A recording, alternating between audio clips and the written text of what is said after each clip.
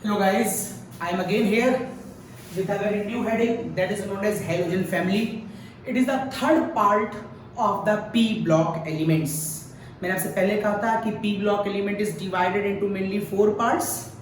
Out of four parts, I have already finished two parts, that is nitrogen family and oxygen family, and now it is the third part.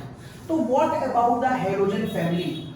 Some very specific question about the halogen family is, first of all, we should know what are the members of halogen family. These five members are in the halogen family, that is fluorine, chlorine, bromine, iodine and astatine. Okay, तो fluorine atomic number 9, atomic number 17. आपको सारे atomic number याद करने की कोई खास आवश्यकता नहीं है. आपको सिर्फ ऊपर के दो लोग अगर याद हैं तो आपका काम चल जाएगा, क्योंकि यहां से बनने वाला पहला क्वेश्चन होता है कि why all these elements are present in the p block element and why all these present in the 17th group. तो पहले मैं इसका आंसर दे दे रहा हूं. आप इसका इलेक्ट्रॉनिक कॉन्फिगरेशन लिखकर देख लें जो आपको लिखना आता है. 1s2 2s2 2p5. देखें इसका जो आउटर मोस्ट इलेक्ट्रॉन है वो कहां जा रहा है, वो p में जा रहा है. दिस इज द कॉज आप इसे p ब्लॉक एलिमेंट कहते हैं. ठीक, ओके. अब अगर मैं इसको भी लिख के देख लूं तो यहां पर आपको दिखाई देगा 1s2 2s2 2p6 3s2 3p5 और 3d0. थर्ड में आपको मालूम है d नाम की सबशेल आ जाती है. और यहां पर भी आउटर मोस्ट जो इलेक्ट्रॉन है वो p में जा रहा है, तो ये p ब्लॉक एलिमेंट है, ये कंफर्म हो गया ना. अगर आपको मेंडलीव टेबल याद हो तो मेंडलीव टेबल में शुरू की दो लाइनें s के लिए होती हैं, अगली 10 लाइनें आप d के लिए, अगली 10 लाइनों में आप d रखते हैं, और उसके बाद जो नेक्स्ट 6 लाइनें होती हैं उसमें आप p ब्लॉक को रखते हैं. This is your p block, this is your p block, this is your p block. और यहां पर आप कहते हैं कि ये p1 होगा, ये p2 होगा, it is p3, it is p4, it is p5, it is p6. अगर यहां पर आता है तो आप कहते हैं बोरॉन फैमिली है, कार्बन फैमिली है, नाइट्रोजन फैमिली है, ऑक्सीजन फैमिली है और फ्लोरीन फैमिली है.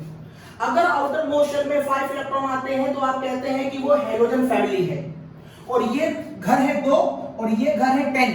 तो कितने टोटल आप ग्रुप ऑलरेडी एकोमोडेट करा चुके हो, 2 और 10 12. तो इसको बोलोगे आप 13, it is 14, it is 15, it is 16, it is 17. तो इसको आप 17 group in the modern table क्यों कहते हो, ये बात भी मैंने आपको बता दी. तो 17 ग्रुप क्यों कहलाया ये बता दी. हेलोजन एक ग्रीक वर्ड है, ये हेलोजन से ग्रीक वर्ड है, इसका मतलब होता है इंग्लिश में salt forming species like NaCl. Cl is a very important member of the sea water. Sea water में NaCl बहुत एक्सेस में होता है. तो वो लोग जो सॉल्ट फॉर्म करते हैं उनको हम हेलोजन्स कहते हैं. ये सारे लोग सॉल्ट फॉर्म करते हैं, NaF, NaCl, NaBr, NaI like this. तो कुछ बेसिक क्वेश्चंस मैंने बता दिए. ये सारे हेलोजन्स क्यों कहलाते हैं, क्योंकि हेलोजन एक ग्रीक वर्ड है, इसका इंग्लिश में मतलब होता है salt forming species like NaF, NaCl, NaBr. इनको 17 ग्रुप में क्यों रखा है मैंने उसकी वजह बता दी. इनको p ब्लॉक क्यों कहता है मैंने वो वजह बता दी. और इनको सॉल्ट फॉर्मिंग स्पीशीज कहते हैं. नाउ मेरा अगला क्वेश्चन बनता है यहां पर, what is the reason, question number next, कि fluorine have fix valency, fluorine shows fix valency while chlorine have variability, while chlorine have variability in the valency. Why? इसका आंसर आपको मालूम है, पहले के ग्रुप में आपको ये डिस्कशन में करा चुका हूं. जिसमें भी वेरिएबिलिटी आती है उसके पीछे वजह होती है वैकेंट d ऑर्बिटल. अगर इसमें वेरिएबिलिटी है तो इसमें वैकेंट d ऑर्बिटल होगी. आप देख लीजिए 3p के बाद 3d नाम की वैकेंट ऑर्बिटल यहां पर मौजूद थी, जबकि यहां पर 2d नाम की कोई वैकेंट ऑर्बिटल नहीं पाई जाती. मैं डायग्राम को ओपन करके दिखा देता हूं. फ्लोरीन का एटॉमिक नंबर 9 मैं फिर से लिख दे रहा हूं, 1s2 2s2 2p5 अगर मैं आउटर मोस्ट शेल को ले लूं, this is your outer most shell, that is valence shell, तो अब आपको ये डायग्राम कुछ ऐसा दिखाई देगा। और ध्यान से देखिए इस समय कितने अनपेयर्ड इलेक्ट्रॉन है इसके पास, 1, इसलिए इसकी वैलेंसी क्या हो गई, 1। फ्लोरीन किससे कंबाइन कर सकता है, फ्लोरीन H से कंबाइन कर सकता है, और फ्लोरीन से कंबाइन कर सकता है। फ्लोरीन से कोई ज्यादा इलेक्ट्रोनेगेटिव एलिमेंट तो होता नहीं है, या तो फ्लोरीन से कम होगा या फ्लोरीन के बराबर होगा। दुनिया का मोस्ट इलेक्ट्रोनेगेटिव एलिमेंट फ्लोरीन है, तो मैंने एक कम वाला ले लिया और एक उसके बराबर वाला ले लिया है। तो अगर आप कम वाले के साथ कंपेयर करेंगे तो आपको यहां दिखाई देगा -1 और +1। इवन तो फ्लोरीन की वैलेंसी 1 है, वैलेंसी का मतलब होता है नंबर ऑफ बॉन्ड, लेकिन बॉन्ड बनने के बाद उसके इलेक्ट्रॉन शिफ्ट किस तरफ की ओर हो रहे हैं, बॉन्ड बनने के बाद अगर उसके इलेक्ट्रॉन इधर शिफ्ट हो रहे हैं तो यहां माइनस आएगा, यहां प्लस आएगा, ये कहलाएगा ऑक्सीडेशन नंबर। तो इसका जो ऑक्सीडेशन नंबर है यहां पर वो -1 है, ठीक है। वैसे ही यहां पर इसकी वैलेंसी कितनी शो हो रही है, 1। फ्लोरीन की वैलेंसी तो यहां 1 है, लेकिन यहां पर जो बॉन्डिंग का इलेक्ट्रॉन है वो किस तरफ जा रहा होगा, वो ना इस फ्लोरीन की तरफ आ रहा होगा ना उस फ्लोरीन की तरफ जा रहा होगा, because of both have the same electronegativity, इसलिए इनका ऑक्सीडेशन नंबर कितना आ रहा होगा, 0 आ रहा होगा। 0 मींस फ्लोरीन का ऑक्सीडेशन नंबर या तो -1 होगा या फिर 0 होगा। फ्लोरीन कभी प्लस में नहीं हो सकता क्योंकि ये मोस्ट इलेक्ट्रोनेगेटिव होता है।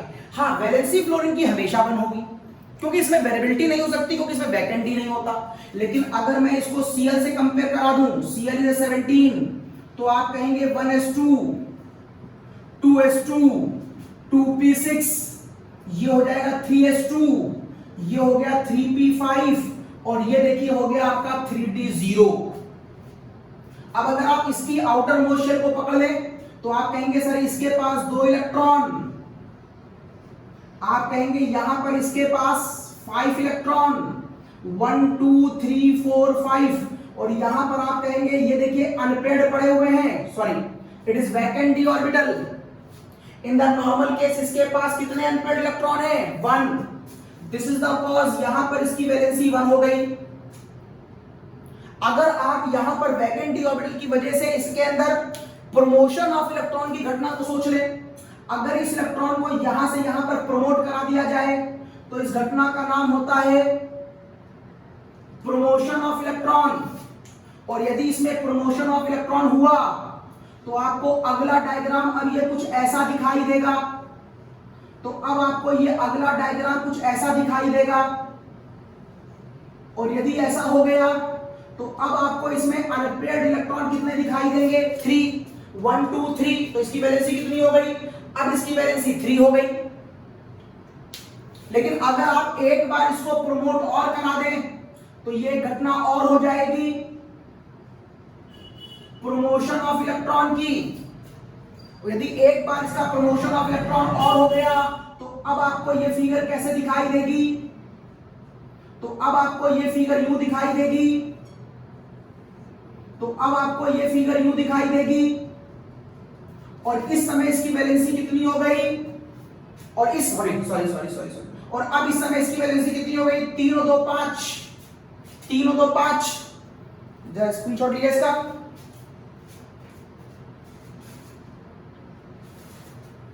यस, अब आपको इसकी वैलेंसी दिखाई दे रही है 5। लेकिन सोच के देखिए, अगर इसका एक इलेक्ट्रॉन मैं यहां पर और जंप करा दूं, एक बार प्रमोशन और करा दूं, तो अब आपको इसकी वैलेंसी कितनी दिखाई देगी कुछ देर के बाद, 7। जब ये भी अनपेयर्ड हो जाएगा और यहां पर भी अनपेयर्ड हो जाएगा, तो कुल मिलाकर के क्लोरीन के अंदर वेरिएबल वैलेंसी कितनी हो गई, 4 टाइप की वेरिएबल वैलेंसी होती है क्लोरीन के अंदर, 1, 3, 5, 7। ये रब कर रहा हूं।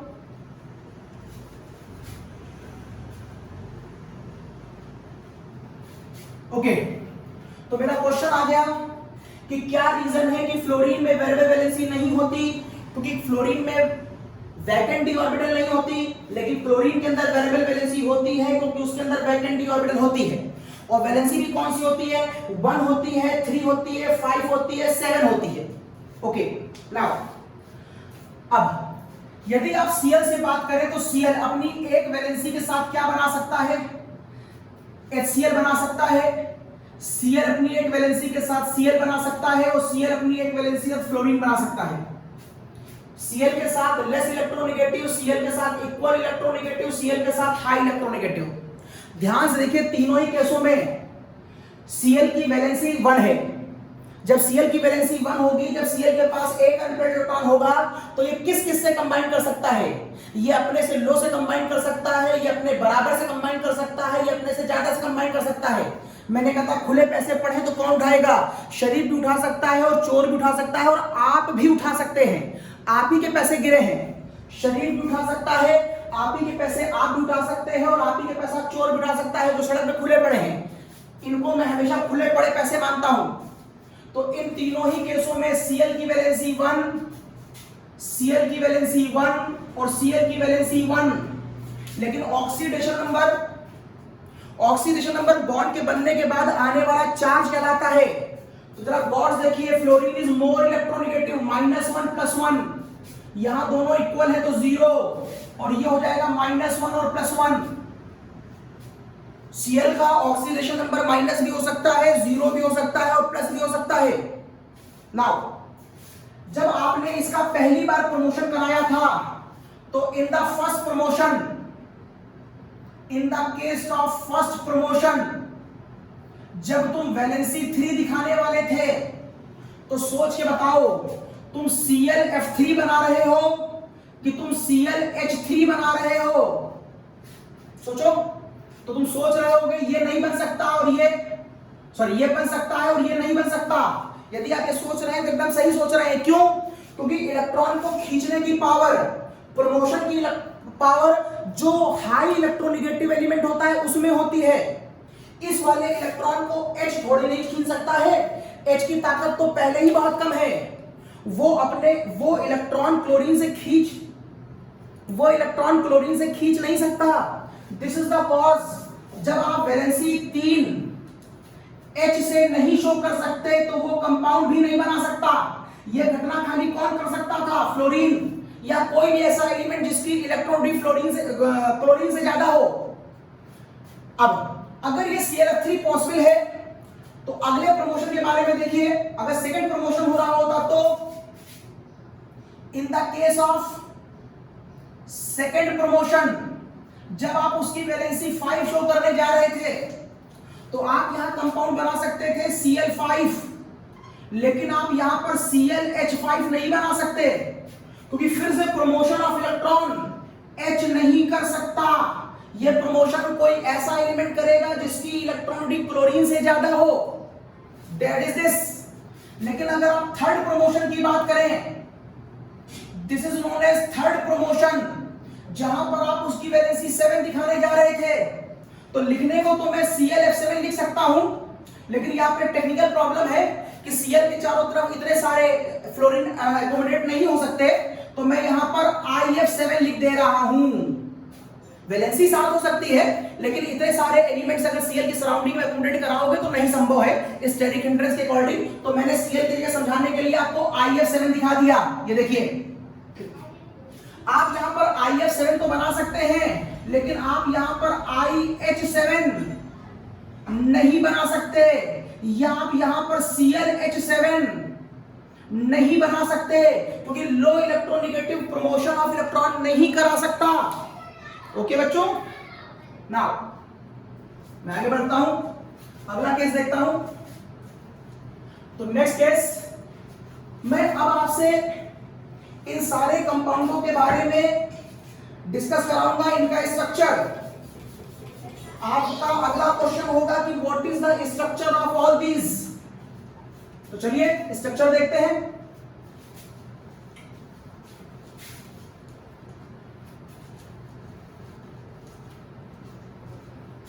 यस, स्ट्रक्चर्स हेडिंग हो गई, structures of interhalogens with hybridization। तो आप स्ट्रक्चर बनाएं, लेकिन किस इसका एक नया टर्म मैंने यहां लिख दिया, इंटरहेलोजेंस। तो अब आपके मन में एक मुद्दा आ गया कि सर इंटरहेलोजेंस क्या होते हैं? जब कोई एक हेलोजन दूसरे हेलोजन से मिलकर कोई कंपाउंड बनाता है तो उसे हम इंटरहेलोजेंस कहते हैं। तो definition of interhalogens, when two or more than two halogens are combined together to form a compound is known as interhalogens. For example, क्या ये कंपाउंड इंटरहेलोजन है? यस, क्योंकि ये दो हेलोजन से मिलकर बना है।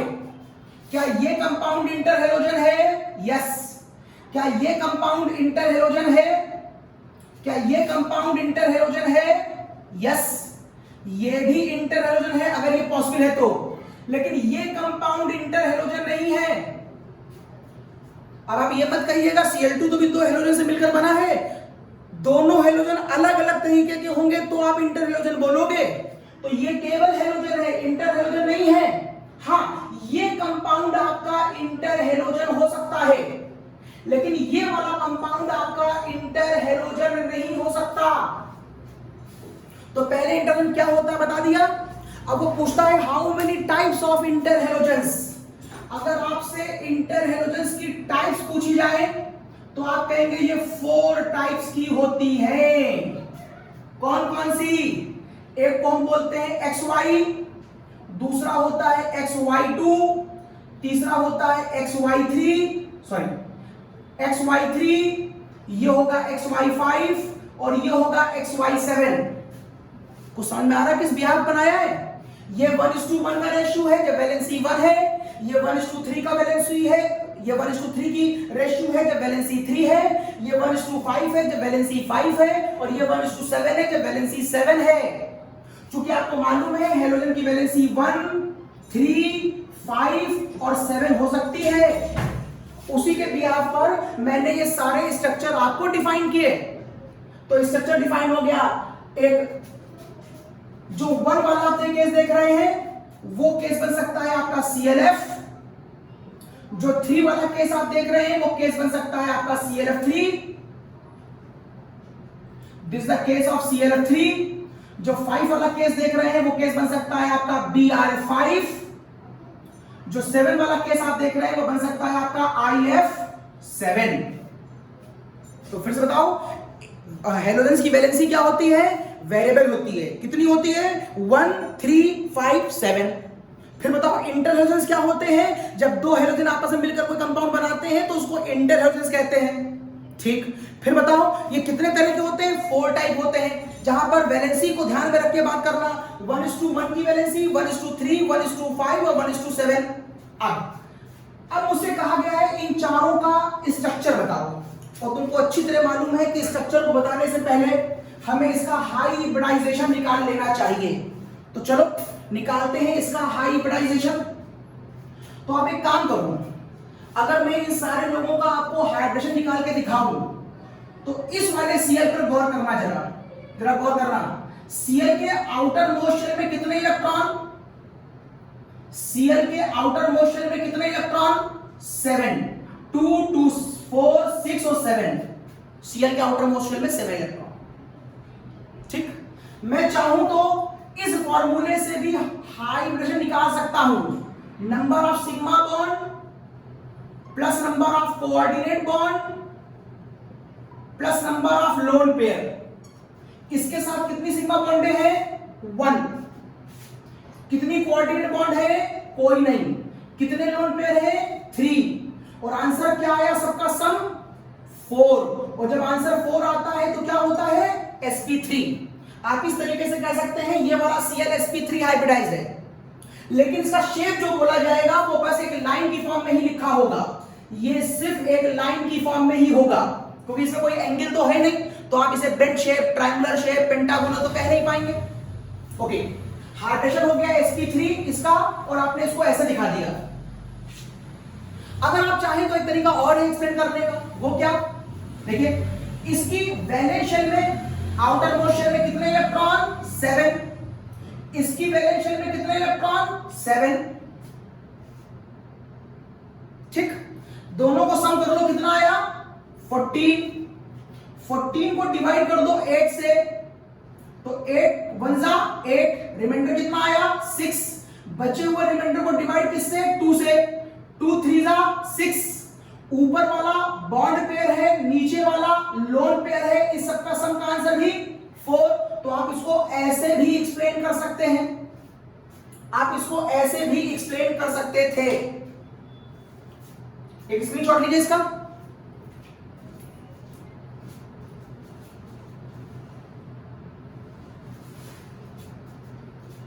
यस, मैं आपको CLF3 बताता हूं, इधर की तरफ देखिए।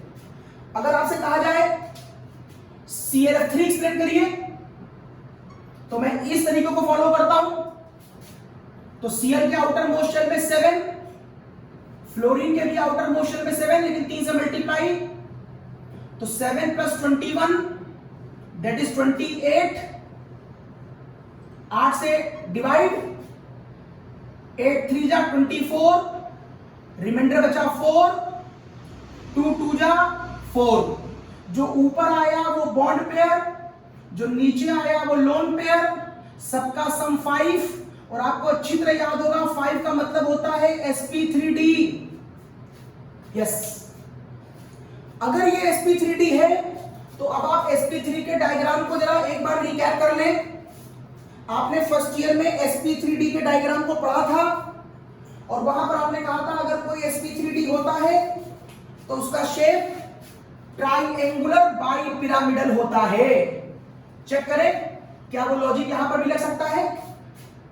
देखिएगा, मोटा मोटा जिसका डायग्राम आना चाहिए था वो कुछ इस तरीके का आना चाहिए था। सेंटर पे Cl, ये देखिए कुछ ऐसा डायग्राम आना चाहिए था। इसे कहते हैं आप ट्राइएंगुलर, और एक पिरामिड ऊपर एक पिरामिड नीचे, इसे कहते हैं आप ट्राइएंगुलर बाइपिरामिडल। लेकिन देखिए ये केस तो तब बनेगा ना जब सराउंडिंग में 5 लोग होंगे। यहां तो सराउंडिंग में केवल 3 ही लोग हैं, 3f, और यहां से तो 3 बॉन्ड पेयर है, 2 लोन पेयर है। अब इन 3 बॉन्ड पेयर, इन 2 लोन पेयर को इन 5 जगहों में से कहां पर लगाएं? इसके लिए एक साइंटिस्ट आता है जिसका नाम है बेंट। उसने एक रूल दिया जिसका नाम रखा गया बेंट रूल। उसने अपने रूल में कहा कि लोन पेयर या कोई भी ऐसा एटम जो मल्टीपल बॉन्डेड होगा वो हमेशा वहां पर जाएगा जहां स्पेस ज्यादा होगा। क्यों? क्योंकि लोन पेयर में इलेक्ट्रॉन डेंसिटी ज्यादा होती है, वो ज्यादा रिपल्शन लगाता है, इसलिए उसको हम वहां भेज देते हैं जहां जगह ज्यादा हो, जहां वो आराम से एकोमोडेट कर पाए। और मल्टीपल बॉन्ड का मतलब है पाई बॉन्ड, तो पाई बॉन्ड भी वहां पर जाएगी जहां पर स्पेस ज्यादा होगा। ठीक ना, स्पेस को कैसे पता करोगे कहां ज्यादा है कहां कम है? ये पता करेंगे हम एंगल से। जहां एंगल ज्यादा होगा वहां स्पेस ज्यादा होगा। अब 60 डिग्री का एंगल है तो स्पेस कम है, और 120 डिग्री का एंगल है तो स्पेस ज्यादा है, 180 डिग्री का एंगल है तो स्पेस और ज्यादा है। ये लॉजिक लगाएंगे हम। तो अब देखिएगा, इनके बीच जो एंगल है वो है 120 डिग्री, और ऊपर से इसके बीच जो प्लेन का एंगल है वो है 90 डिग्री। आपको अच्छी तरह मालूम है जो ट्रायंगुलर होता है वो प्लेन पर होता है, एक ट्रायंगल। अगर मैं आपको ऐसे ट्रायंगल दिखाऊं तो ये जो ट्रायंगल यहां पर बनाया गया है वो प्लेन पर है, ये ट्रायंगल ये ऐसे प्लेन पर है, और यहां से एक पिरामिड ऊपर ऐसे, और यहां से एक पिरामिड नीचे, यहां से कुछ इस तरीके से जा रहा होगा। It's very tough for me, ये इस तरीके से जा रहा होगा। तो फिर समझिए, ये जो ट्रायंगल आप देख रहे हैं ये प्लेन पर है जिनके बीच एंगल 120 डिग्री, 120, 120, 120, और यहां से ये जो ऊपर गया है इसे रखा है यहां से एंगल 90 डिग्री, और यहां से एक एंगल नीचे है से है ये भी 90 डिग्री। तो बोलो एंगल कहां कम है? 90 डिग्री पर। एंगल कहां ज्यादा है? 120 पर। तो लोन पेयर कहां जाएगा? 120 पे जाएगा। लोन पेयर को मैंने पहले भी कई बार गुंडा कहा है, और गुंडे को स्पेस ज्यादा चाहिए। तो आप एक काम करो, 2 गुंडे हैं आपके पास, 2 लोन पेयर, तो एक लोन पेयर को आप यहां भेज दो समथिंग लाइक दिस, और एक लोन पेयर को आप यहां भेज दो, ये दो, ये आ गए आपके पास 2 लोन पेयर। अब बचे आपके पास 3 फ्लोरीन, उनमें से एक फ्लोरीन यहां पर आ जाएगा, एक यहां पर आ जाएगा, और एक यहां पर आ जाएगा। तो ये लोन पेयर ऊपर नीचे क्यों नहीं आए? किसके रूल को फॉलो किया मैंने? बेंट रूल को। अगर आप बेंट रूल को पढ़ेंगे तब समझ में आएगा कि ये मैं और कहीं क्यों नहीं लगा सकता। अगर आप बेंड रूल नहीं पढ़ेंगे तो मन में क्वेश्चन रहेगा कि इसको मैं अगर ऊपर नीचे लगा देता तो बेंड ने कहा था आप ऐसा नहीं कर सकते, क्योंकि उसने एक्सपेरिमेंटली अगर इसको आप ऊपर नीचे लगाएंगे तो उस कंपाउंड की स्टेबिलिटी निकाल के देखी थी, वो स्टेबिलिटी बहुत कम आ रही थी, क्योंकि उसका एनर्जी लेवल बहुत ज्यादा हो गया था। उसका एनर्जी लेवल ज्यादा क्यों हो गया था, थोड़ा अगर आप सोचिएगा तो पकड़ में आ जाएगा। अगर आप दोनों फ्लोरीन को प्लेन पे ही लगा देंगे और एक गुंडा ऊपर और एक गुंडा नीचे कर देंगे, तो ऊपर वाला जो गुंडा है वो प्लेन के 3 शरीफ लोगों को गरियाएगा, और नीचे वाला जो गुंडा है वो भी प्लेन के 3 लोगों को नीचे से गरियाएगा, जिसकी वजह से प्लेन पर रहने वाले लोगों के लिए रहना बहुत मुश्किल हो जाएगा। जो सोसाइटी में होगा वो यहां पर भी होगा। अगर एक फ्लोर में गुंडा ऊपर रहता, गुंडा नीचे रहता, तो फ्लोर के लोगों को बहुत दिक्कत होगी। दिस इज द कॉज, वहां पर फोर्स ऑफ रिपल्शन बढ़ जाएगा, एनर्जी लेवल बढ़ जाएगा, स्टेबिलिटी कम हो जाएगी। इसीलिए मैंने जानबूझ करके इन 2 गुंडों को यहां लगा दिया है, ताकि बाकी लोगों को कम से कम परेशानी हो। यह बेंड का एक्सपेरिमेंटल डाटा है जिसको आप यहां फॉलो कर रहे हैं। ओके, तो ये बता दिया मैंने आपको ClF3 के बारे में। अब बारी आती है BrF5 के बारे में। अच्छा, इसका शेप डिस्कस नहीं हुआ साहब। आप बोलते थे ये ट्रायंगुलर बाइपिरामिडल है, लेकिन ट्रायंगुलर बाइपिरामिडल बॉन्ड का शेप होता है, इलेक्ट्रॉनिक क्लाउड का कोई शेप नहीं होता। अगर यहां पर और यहां पर बॉन्ड होती तो आप कहते हैं ये ट्रायंगुलर बाइपिरामिडल है। अगर ये वाली केस आ गया है तो ये इलेक्ट्रॉनिक क्लाउड है। क्लाउड का कोई शेप नहीं होता, तो शेप बचा कितना? ध्यान से देखो, एक लाइन ये है, एक लाइन ये है। क्या तुमको ये ऐसे नहीं दिखाई दे रहा है? मी से कैसा शेप हो गया? ये टी शेप्ड हो गया। It is T shaped. ना अब बात कर रहा हूं मैं BrF5 की। अगर मैं आपसे BrF5 के बारे में पूछूं तो साहब BrF5 के बारे में भी यही काम कर लीजिए।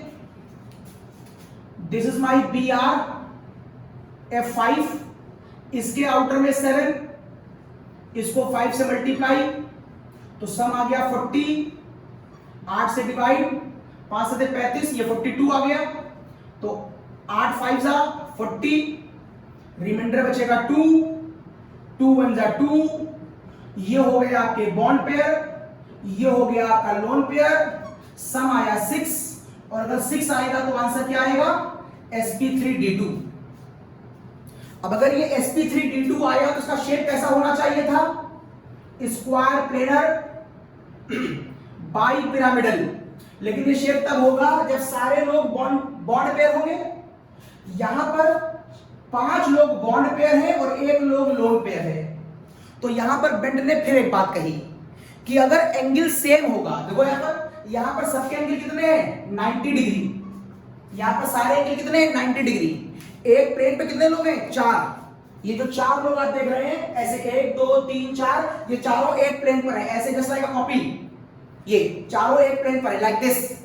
और उसके बाद यहां से एक बॉन्ड ऊपर गई है और एक बॉन्ड नीचे गई है। इसे कहते हैं स्क्वायर, एक पिरामिड ऊपर और एक पिरामिड नीचे, that is known as square planar bipyramidal. अब इसका एंगल इससे कितना डिग्री बनेगा? 90। इसका इससे कितना डिग्री बनेगा? 90। और एक प्लेन पे कितने लोग हैं? 4। एक प्लेन का मैक्सिमम एंगल कितना डिग्री होता है? 360। डिवाइड किससे करोगे? 4 से। तो 360 डिवाइड बाय 4 क्या आया? 90। मतलब ऊपर के एंगल भी 90, प्लेन के एंगल भी 90। तो यहां पर अब एंगल से आप अपना आंसर तो नहीं बता सकते कि जहां एंगल ज्यादा होगा वहां स्पेस ज्यादा होगा। तो ऐसे केस में बेंड ने कहा, if all the angles are same, if all the angles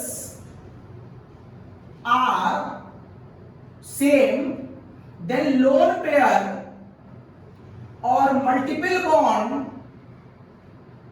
will accommodate out of the plane, तो आउट ऑफ द प्लेन क्या है? ऊपर या नीचे। तो जो एक गुंडा है या तो ऊपर जाएगा या नीचे जाएगा। तो चलो गुंडे को मैंने ऊपर बना दिया, ये डायग्राम गुंडे का आ गया। अब बचे हुए 5 जो एफ है वो कहां जाएंगे? तो एक एफ यहां चला गया, दूसरा यहां, तीसरा यहां, चौथा यहां, 5वां यहां। तो जिसको अभी आप स्क्वायर प्लेनर बाइपिरामिडल कहना चाह रहे थे, अब आप उसे बाइपिरामिडल नहीं कह पाएंगे। स्क्वायर प्लेनर तो है, लेकिन ऊपर से एक पिरामिड गायब हो गया, इसलिए अब इसका नाम हो जाएगा स्क्वायर प्लेनर बाई नहीं, पिरामिडल। यस, अब इसका नाम हो जाएगा स्क्वायर प्लेनर। एक ही पिरामिड है, इलेक्ट्रॉनिक क्लाउड को हम शेप नहीं मानते, तो ये हो जाएगा square planar mono pyramidal. It is BRF5। अगला केस देखते हैं, that is the case of IF7। IF7 ये भी इंटरहेलोजन है। अगर मैं आपसे बात करूं IF7 की, तो I के आउटर मोस्ट शेल में 7 को 7 से मल्टीप्लाई, यहां पर 7, यहां पर 7, दैट इज 56, और फिर 56 को 8 से डिवाइड, 8 7 जा 56, और जब आंसर 7 आता है तो हाइड्रोजन क्या होता है, sp3d3। हाँ, इस केस में कोई लोन पेयर नहीं आया। देखो इस केस में रिमाइंडर नहीं बचा, तो इसमें सारे के सारे बॉन्ड पेयर हैं।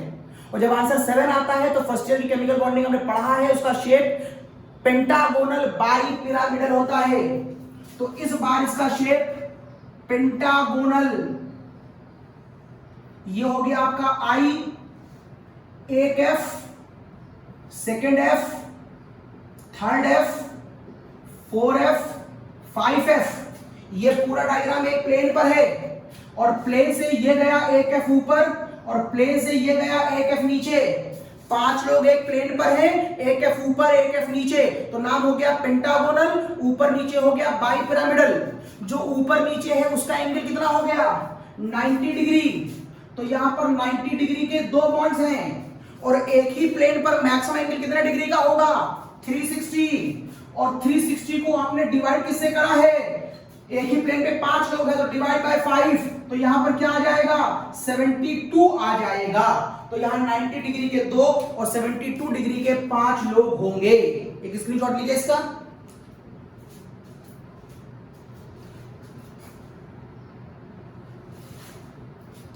यस, नाउ तो अब आपने बात कर ली मुझसे इंटरहेलोजन्स की। हम थोड़ा सा और आगे बढ़ते हैं, और हम बात करने जा रहे हैं आपसे how can we form chlorine. Is a very important halogen. हम क्लोरीन कैसे फॉर्म करेंगे, तो देखिए साहब कैसे फॉर्म करेंगे क्लोरीन।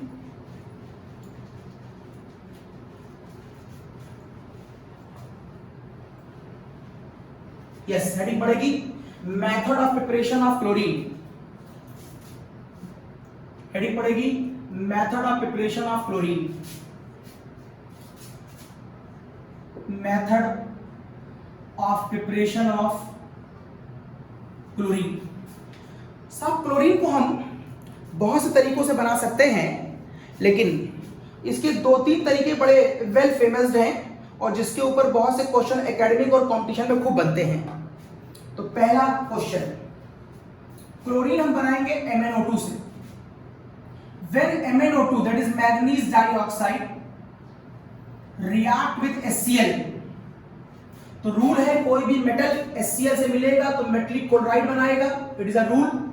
अगर हाइड्रोजन और ऑक्सीजन आपको दिखाई दे रहा है तो वो वाटर जरूर बनाएगा। कोई भी मेटल HCl से मिलेगा तो मेटलिक क्लोराइड, और अगर हाइड्रोजन ऑक्सीजन है तो पानी जरूर बनाएगा। बस यहां ध्यान रखिएगा, यहां Cl2 गैस और बनती है, और बैलेंस करने के लिए अब आपको यहां पर 4 कर लेना चाहिए। देखिए रिएक्शन बैलेंस हो गई, MnO2 plus 4HCl gives MnCl2। नहीं बैलेंस हुई, H बैलेंस नहीं है, वहां पर 4 है यहां पर 2 है। अब देखो अब रिएक्शन बैलेंस हो गई। यस, इस रिएक्शन के थ्रू आप Cl2 गैस फॉर्म कर सकते हैं। यहां पर जो कंपटीशन का क्वेश्चन बनता है, ये तो एकेडमिक हो गया Cl2 बनाने वाला। यहां जो कंपटीशन का क्वेश्चन बनेगा आपके साथ वो ये बनेगा कि इस क्वेश्चन का इक्विवेलेंट वेट क्या होगा। What is the equivalent weight of HCl।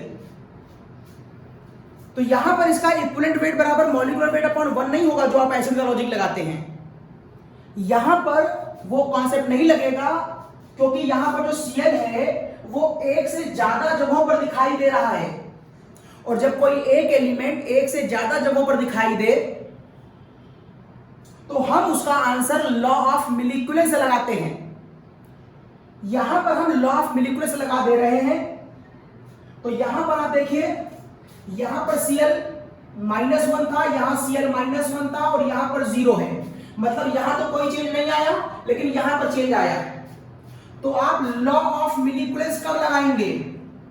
जब कोई एक एलिमेंट रिएक्शन में एक से ज्यादा जगह पर दिखाई दे, एक से ज्यादा जगह पर दिखाई दे, एक जगह पर चेंज ना हो, नो चेंज, और एक जगह पर चेंज हो, उस समय आप लॉ ऑफ मिलीकुलेंस से HCl का X निकाल लीजिए। पहले कैसे निकालेंगे? किसी भी रिएक्शन में जितने भी लोग होते हैं उन सबके मिलीकुलेंस एक दूसरे के बराबर होते हैं, तो आप कह सकते हैं milliequivalents of MnO2 is equal to milliequivalents of HCl। आप ये भी कह सकते हैं is equal to this, is equal to this, is equal to this, कुछ भी कह सकते हो। फिलहाल मैंने इन दो को ले लिया। मिलीकुलेंस के बहुत से फार्मूले आपने फर्स्ट ईयर में पढ़े वॉल्यूमेट्रिक एनालिसिस में, उसमें से एक फार्मूला ये हुआ करता था मोल इनटू x इनटू 1000, और यहां पर भी आ जाएगा मोल इनटू x इनटू 1000। इस बैलेंस इक्वेशन में MnO2 के मोल कितने हैं? 1। MnO2 का चेंज, x का मतलब है चेंज, जहां पर ये +4 था और यहां का Mn जो है वो +2 है, तो चेंज कितने का आया? 2 का। 1000 कैंसिल हो गया। HCl के मोल क्वेश्चन में कितने हैं? 4, और आपको इसी का x पता करना है, तो यहां पर इसके x की वैल्यू हो जाएगी 2/4, दैट इज 1/2। अब क्या आपको इक्विवेलेंट वेट का फॉर्मूला मालूम है? यस, इक्विवेलेंट वेट बराबर होता है मॉलिक्यूलर वेट अपॉन x।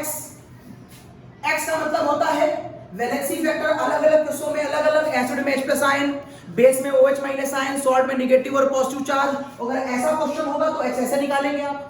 अब जैसे आपने x निकाला है वो पुट कर दीजिए, तो यहां पर ये हो जाएगा 36.5 मॉलिक्यूलर वेट ऑफ HCl, और 1/2 कर देंगे तो 2 पलट के ऊपर आ जाएगा। ये इसका आंसर हुआ 73, ये इसका आंसर हुआ। तो इस तरीके से आप इस क्वेश्चन में कंपटीशन लेवल पर इस क्वेश्चन को सॉल्व करेंगे, जबकि एकेडमिक लेवल में खाली इतना ही पूछेगा वो आपसे कि Cl2 का मेथड ऑफ प्रिपरेशन क्या होगा। ठीक, Cl2 लैब में कैसे बनाई जाती है? Lab preparation, lab preparation. तो Cl2 लैब में बनाई जाती है इस रिएक्शन से। हम एक सॉल्ट ले लेते हैं, उसमें MnO2 डाल देते हैं, उसमें कॉन्सेंट्रेट H2SO4 डाल देते हैं। ऐसा करने पर यहां पर NaHSO4 बनेगा, यहां पर MnSO4 बनेगा, यहां पर वाटर बनेगा और यहां पर Cl2 बनेगी। अच्छी बात यह है कि यहां पर जो Cl2 बनती है वो आपको याद रखने वाली बात है कि वो 100% प्योर बनती है। तो कई बार कॉम्पिटिशन में ये भी पूछा गया है कि वो कौन सा मेथड है जहां पर Cl2 100% प्योर बनती है। वो आप याद रखिएगा कि इस वाले केस में Cl2 100% प्योर बनती है। अब ये बैलेंस नहीं है, हम इसे बैलेंस भी करेंगे, उसे समझाएंगे भी। चलिए समझते हैं। तो सबसे पहले यहां पर क्या होगा, स्टेप बाय स्टेप समझते हैं। सबसे पहले यहां पर होगा MnO2 की रिएक्शन H2SO4 से करा दी जाती है। जब MnO2 SO4 से नहीं करता है तो रूल के अकॉर्डिंग मेटल H2SO4 से मिलेगा तो क्या बनाएगा? मेटली सल्फेट। तो Mn इससे मिलकर बनाता है MnSO4। अब यहां बचा है O2, यहां बचा है H2, तो H और O अगर होगा तो ये दोनों मिलकर क्या बनाएंगे? पानी बनाएंगे। तो यहां से क्या निकल जाएगा? Nascent oxygen. एक स्टेप तो ये हो गया। दूसरा, अगले स्टेप में आप NaCl की रिएक्शन फिर से करा दो H2SO4 से। NaCl फिर से H2SO4 से कंबाइन करता है और सोडियम के ऊपर +1 चार्ज, ये बनाएगा यहां पर सोडियम बाइसल्फेट। इस रिएक्शन का टेंपरेचर 200 डिग्री सेंटीग्रेड से कम होता है, आपने पढ़ा होगा। NaCl H2SO4 से मिलेगा तो टेंपरेचर की वजह से वेरिएशन होता है। टेंपरेचर 200 से कम होगा तो सोडियम बाइसल्फेट, और 200 से ऊपर होगा तो सोडियम सल्फेट। तो यहां पर टेंपरेचर 200 से कम होता है।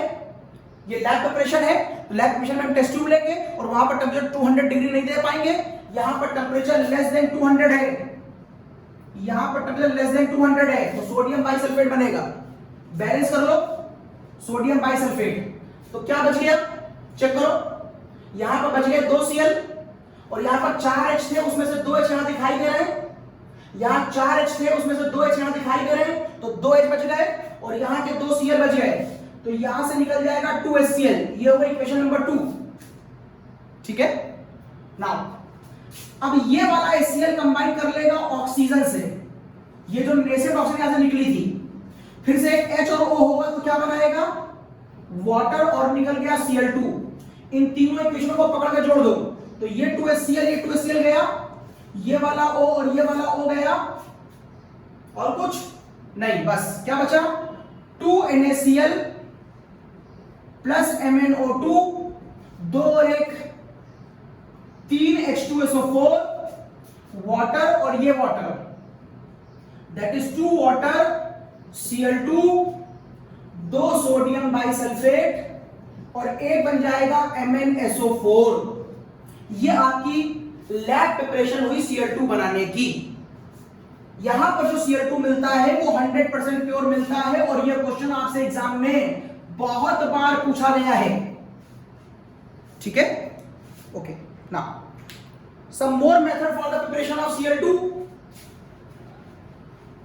अगर मैं इसको KMnO4 से बनाऊं तो आप इसे KMnO4 से ऐसे बना सकते हैं, KMnO4 when react with HCl, तो मेटल कोई भी मेटल HCl से मिलकर मेटलिक क्लोराइड बनाएगा, Mn कोई भी मेटल इससे मिलकर मेटलिक क्लोराइड बनाएगा, H और O अगर मौजूद है तो वाटर बनेगा, और चूंकि आप method of preparation of Cl2 equation लिख रहे हैं तो Cl2 तो लिख ही दीजिएगा। अब या तो आपको फर्स्ट ईयर में बैलेंसिंग पढ़ाई गई है तो वो वाला कॉन्सेप्ट लगा करके इसे बैलेंस कर ले, या आप इसे याद कर ले कि यहां पर सीधे 16 होता है। अब मैं स्टेप बाय स्टेप इसे अलग से बैलेंस नहीं कर रहा हूं, तो यहां पर 16 होता है, खाली इस बात को याद रख लें। और अगर ये 16 हुआ तो जब ये बैलेंस करते हैं इसको यहां पर 2 के साथ, तो यहां पर हो जाएगा 2KCl, यहां पर हो जाएगा 2MnCl2, यहां पर 16H है तो यहां पर हो जाएगा 8 वाटर, Cl काउंट करो, 2 दूनी 4 और 2 6, तो यहां पर क्या होना चाहिए 5Cl2। ये क्वेश्चन आपके एकेडमिक में लगभग ना के बराबर पूछा गया है, लेकिन ये कंपटीशन में पूछा गया है। कंपटीशन में क्या पूछा गया है, कंपटीशन में आपसे इस HCl का इक्विवेलेंट वेट पूछा गया है। और फिर देखिए ये जो HCl का Cl है वो एक से ज्यादा जगहों पर पाया जा रहा है। यहां पर HCl -1 है, यहां पर -1 है, यहां -1 है, और यहां पर 0 है। जब कोई एक एलिमेंट एक से ज्यादा जगहों पर पाया जाए, इसमें नो चेंज, यहां नो चेंज, और केवल एक जगह चेंज हो, इन दोनों में चेंज ना हो, तो आप इसका इक्विवेलेंट वेट मिलीक्यूलेंट से निकालते हैं। और मिलीक्यूलेंट कैसे लगाएंगे, मिलीक्यूलेंस ऑफ KMnO4 बराबर मिलीक्यूलेंस ऑफ HCl। आप इसके बराबर भी कर सकते हैं, मैंने इन दो को बराबर कर दिया। फॉर्मूला हो जाएगा मोल इंटू x इंटू 1000 बराबर मोल इंटू x इंटू 1000, 1000 गया, मोल आ गया 2, Mn में चेंज ये 7 है और यहां का Mn 2 है, तो चेंज कितने का आया 5।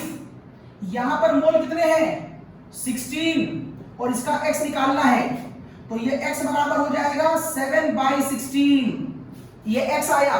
तो इस क्वेश्चन में इक्विवेलेंट वेट ऑफ HCl क्या हो गया, मॉलिक्यूलर वेट अपॉन 7/16, सॉरी 7/16 लेंगे, ये 10 है, 10/16, 10/16 का मतलब हो जाएगा 5 बाई, चेक कर लो गलत तो नहीं हुआ। यहां पर इसके मोल मैंने 2 लिए थे, ये 5 था, 10 हो गया, ठीक है।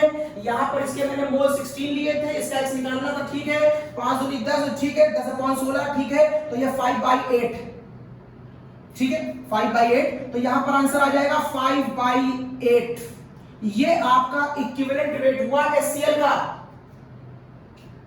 अगर पूरे भाग में कुछ आगे पीछे हुआ तो चेक कर लेना, देख लेना, लॉजिक मैंने बता दिया है। लॉजिक फिलहाल यही होगा कि जब कोई एक स्पीशीज एक से ज्यादा जगहों पर पाई जाएगी तो अब आप उसका इक्विवेलेंट वेट लॉ ऑफ मिलीक्यूलेंस से निकाल लेंगे। इसका मिली बराबर इसके, इसके, इसके, इसके और इसके, किसी के बराबर कर दो, मैंने इन दोनों को बराबर कर दिया। मोल इंटू x इंटू 1000 का लॉजिक लगाया, 1000 कैंसिल हो गया, इसके मोल 2 हैं, इसमें चेंज 5 का आ रहा था, इसके मोल यहाँ क्वेश्चन में 16 है, इसका चेंज निकालना है तो ये x बराबर हो जाएगा 10/16 और 10/16 को सॉल्व करोगे तो 5/8 और ये 5/8 इसका आंसर आ गया। कोई बात नहीं, मैं आगे चलता हूं। जब Cl2 बन गई तो मैं पढ़ूंगा Cl2 की प्रॉपर्टीज, Cl2 की केमिकल प्रॉपर्टीज। तो Cl2 की केमिकल प्रॉपर्टीज के नाम पर एक तो यह है कि Cl2 की रिएक्शन यदि अमोनिया से कराई जाए तो क्या होगा, और ये मैं आपको अमोनिया चैप्टर में नाइट्रोजन फैमिली बता चुका हूं। एक बार इसको एक्सेस लेते हैं, इसको नॉर्मल, और एक बार इसको नॉर्मल लेते हैं और इसको एक्सेस।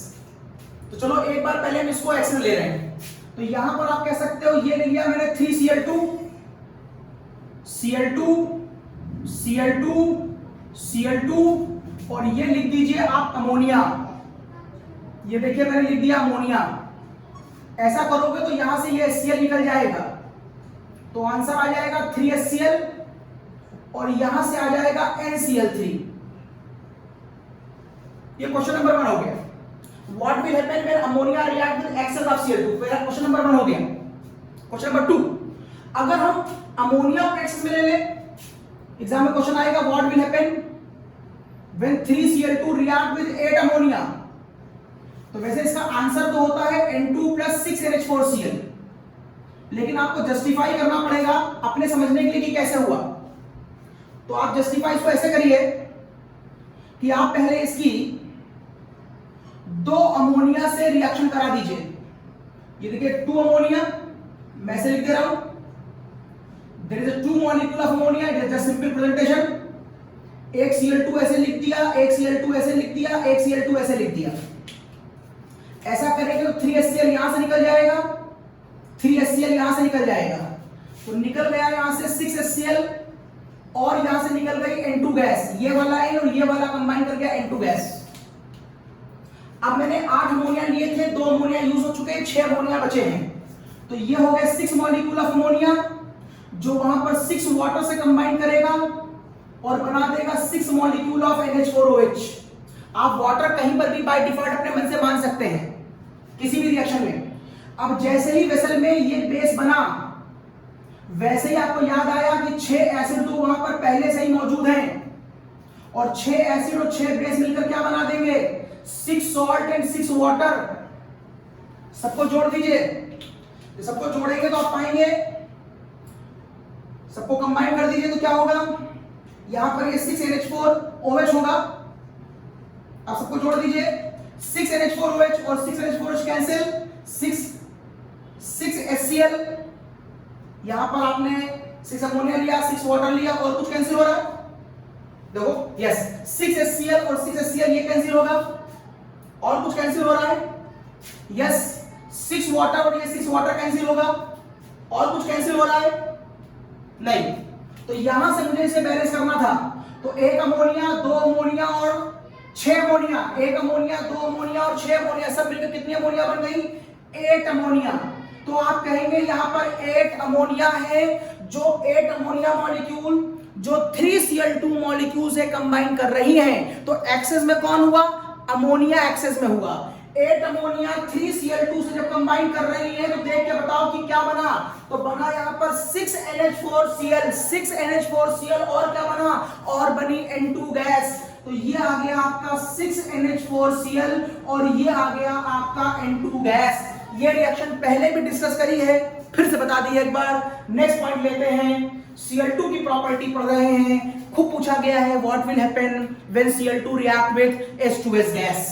तो देखिए Cl2 की रिएक्शन है H2S गैस के साथ, तो Cl2 की रिएक्शन विद H2S गैस देखते हैं। Reaction of Cl2 with H2S gas, reaction of Cl2 with H2S gas, answer आएगा ये। लेकिन आप समझना चाहते हैं कि आंसर कैसे आएगा।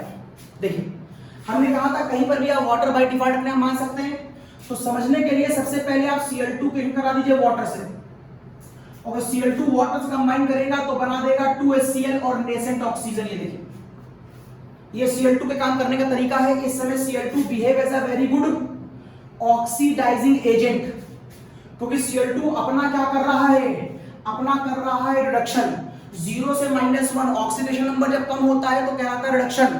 तो दूसरे का क्या करेगा, ऑक्सीडेशन, तो कहलाएगा ऑक्सीडाइजिंग एजेंट, और दूसरे को ऑक्सीडाइज करने के लिए ही उसने O छोड़ा है। अब ये वाला O कहां अटैक कर देगा, ये वाला O अटैक कर देगा H2S पर, अगर यहां अटैक करेगा तो H और O मिलकर क्या बना देगा, वाटर, और देखो यहां से निकल गई सल्फर, तो ये वाला O और ये वाला O कैंसिल, ये वाला वाटर कैंसिल, तो बोलो बचा क्या, बचा Cl2 plus H2S gives 2HCl plus sulphur, ये भी एक रिएक्शन हो गई। Now one more, it is a very important, खूब पूछी गई है, अगर Cl2 की रिएक्शन NaOH से करा दी जाए, एक बार डाइल्यूट में और एक बार कॉन्सेंट्रेट में, देखिए कैसे।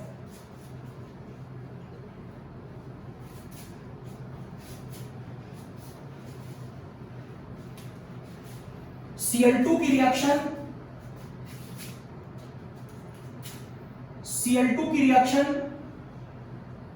NaOH के साथ, एक बार डाइल्यूट में और एक बार Cl2 की रिएक्शन NaOH के साथ कॉन्सेंट्रेट में, समझिएगा।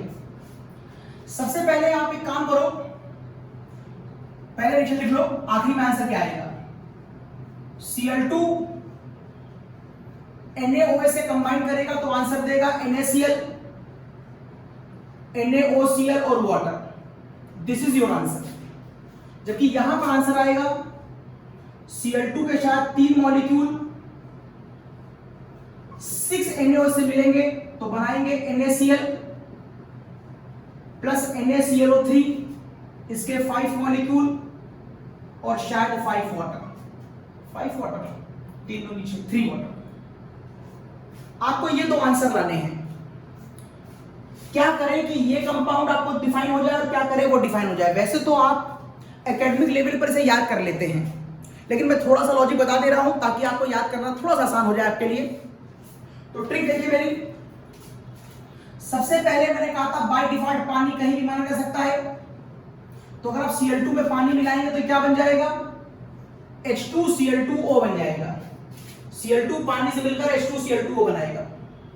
अगर आप इसको बहुत ध्यान से देखें, इसमें कुछ कॉमन तो निकल नहीं पाएगा, इसमें कुछ कॉमन तो आ नहीं पाएगा, तो आप देखिए ध्यान से, ये कंपाउंड 2 एसिड से मिलकर बना है और वो 2 एसिड ये हैं, एक HCl और एक HClO।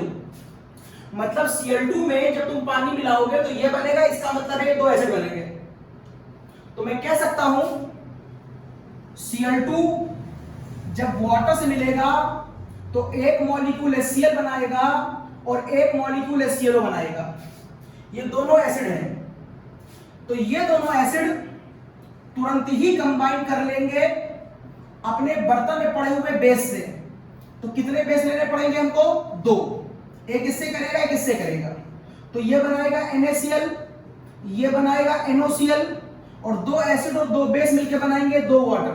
ये देखिए ना, what is your final equation, जो कैंसिल होता है वो कैंसिल करो, HCl गया, HClO गया, ये वाटर और यहां से एक वाटर गया, तो यहां पर एक वाटर बचेगा। तो व्हाट इज योर फाइनल हुआ Cl2 की रिएक्शन यदि NaOH से करा दी जाए तो यहां बनेगा NaCl, यहां बनेगा NaOCl और यहां बनेगा पानी। इस सॉल्ट का नाम क्या होगा अभी थोड़ी देर बाद बताऊंगा मैं आपको। यहां देखिए, यहां पर मैं कहता हूं Cl2 वैसे ही पानी से मिलकर के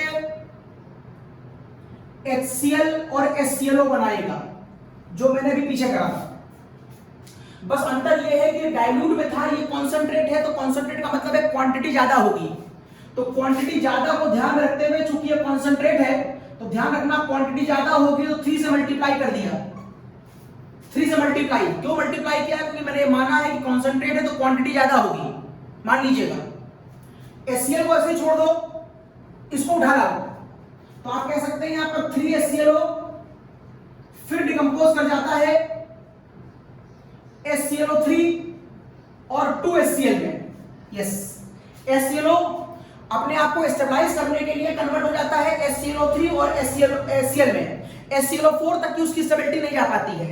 HClO कन्वर्ट होगा HClO2 होते हुए HClO3 तक, लेकिन प्रैक्टिकली ये HClO4 तक नहीं पहुंच पाता है। तो 3 मॉलिक्यूल थे, एक ये बना, एक दो ये बने, देखो सब बैलेंस है, सब बैलेंस है। अब देखो बर्तन में कुल कितने एसिड हैं, 3 एसिड ये है और 2 एसिड ये है, तो 5 तो HCl है, ये कन्वर्ट हो गया इसमें, तो 1 HClO3 है। कुल मिलाकर 6 मॉलिक्यूल एसिड के हैं, 5 HCl के हैं और 1 HClO3 का है, ये तो इसमें कन्वर्ट हो गया। तो चूंकि 6 मॉलिक्यूल आपके पास एसिड के हैं, तो बेस क्या बार लगाओगे 6 टाइम, इसलिए मैंने यहां पर 6 लिया था। और ये कंबाइन किससे कर रहा है, ये कंबाइन कर रहा है 5 HCl से, 3 ये 2 ये, और कंबाइन कर रहा है ये HClO3 से ये। तो 5 एसिड 5 बेस मिलकर बनाएगा 5 सॉल्ट और 5 वाटर, और 1 एसिड और 1 बेस मिलकर बनाएगा 1 सॉल्ट और 1 वाटर।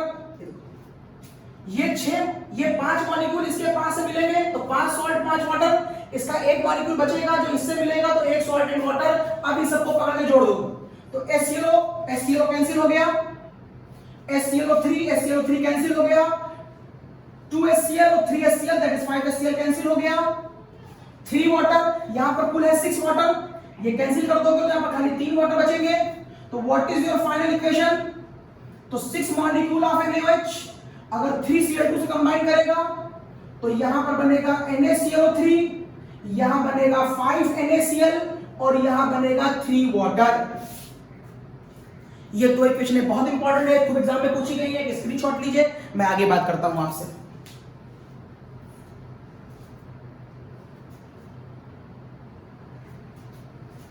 यस ना, तो Cl2 की हम लोग प्रॉपर्टीज पढ़ रहे हैं। Cl2 का मेथड ऑफ प्रिपरेशन हम पहले ही पढ़ चुके थे, Cl2 की प्रॉपर्टीज। अब Cl2 की प्रॉपर्टी में एक प्रॉपर्टी Cl2 की और है, और वो है Cl2 की ऑक्सीजन से रिएक्शन। अगर Cl2 की ऑक्सीजन से रिएक्शन करा दी जाए तो क्या क्या बनने की संभावना है, Cl2O बन सकता है, Cl2O3 बन सकता है, Cl2O5 बन सकता है और Cl2O7 बन सकता है। जैसे नाइट्रोजन में उसके ऑक्साइड्स बनते थे, वैसे क्लोरीन में भी इसके ऑक्साइड्स बनते हैं। अब अगर आप इन सबका नेचर पता करना चाहते हैं कि किस तरह का नेचर है, तो सबको आप पानी पिला दीजिए।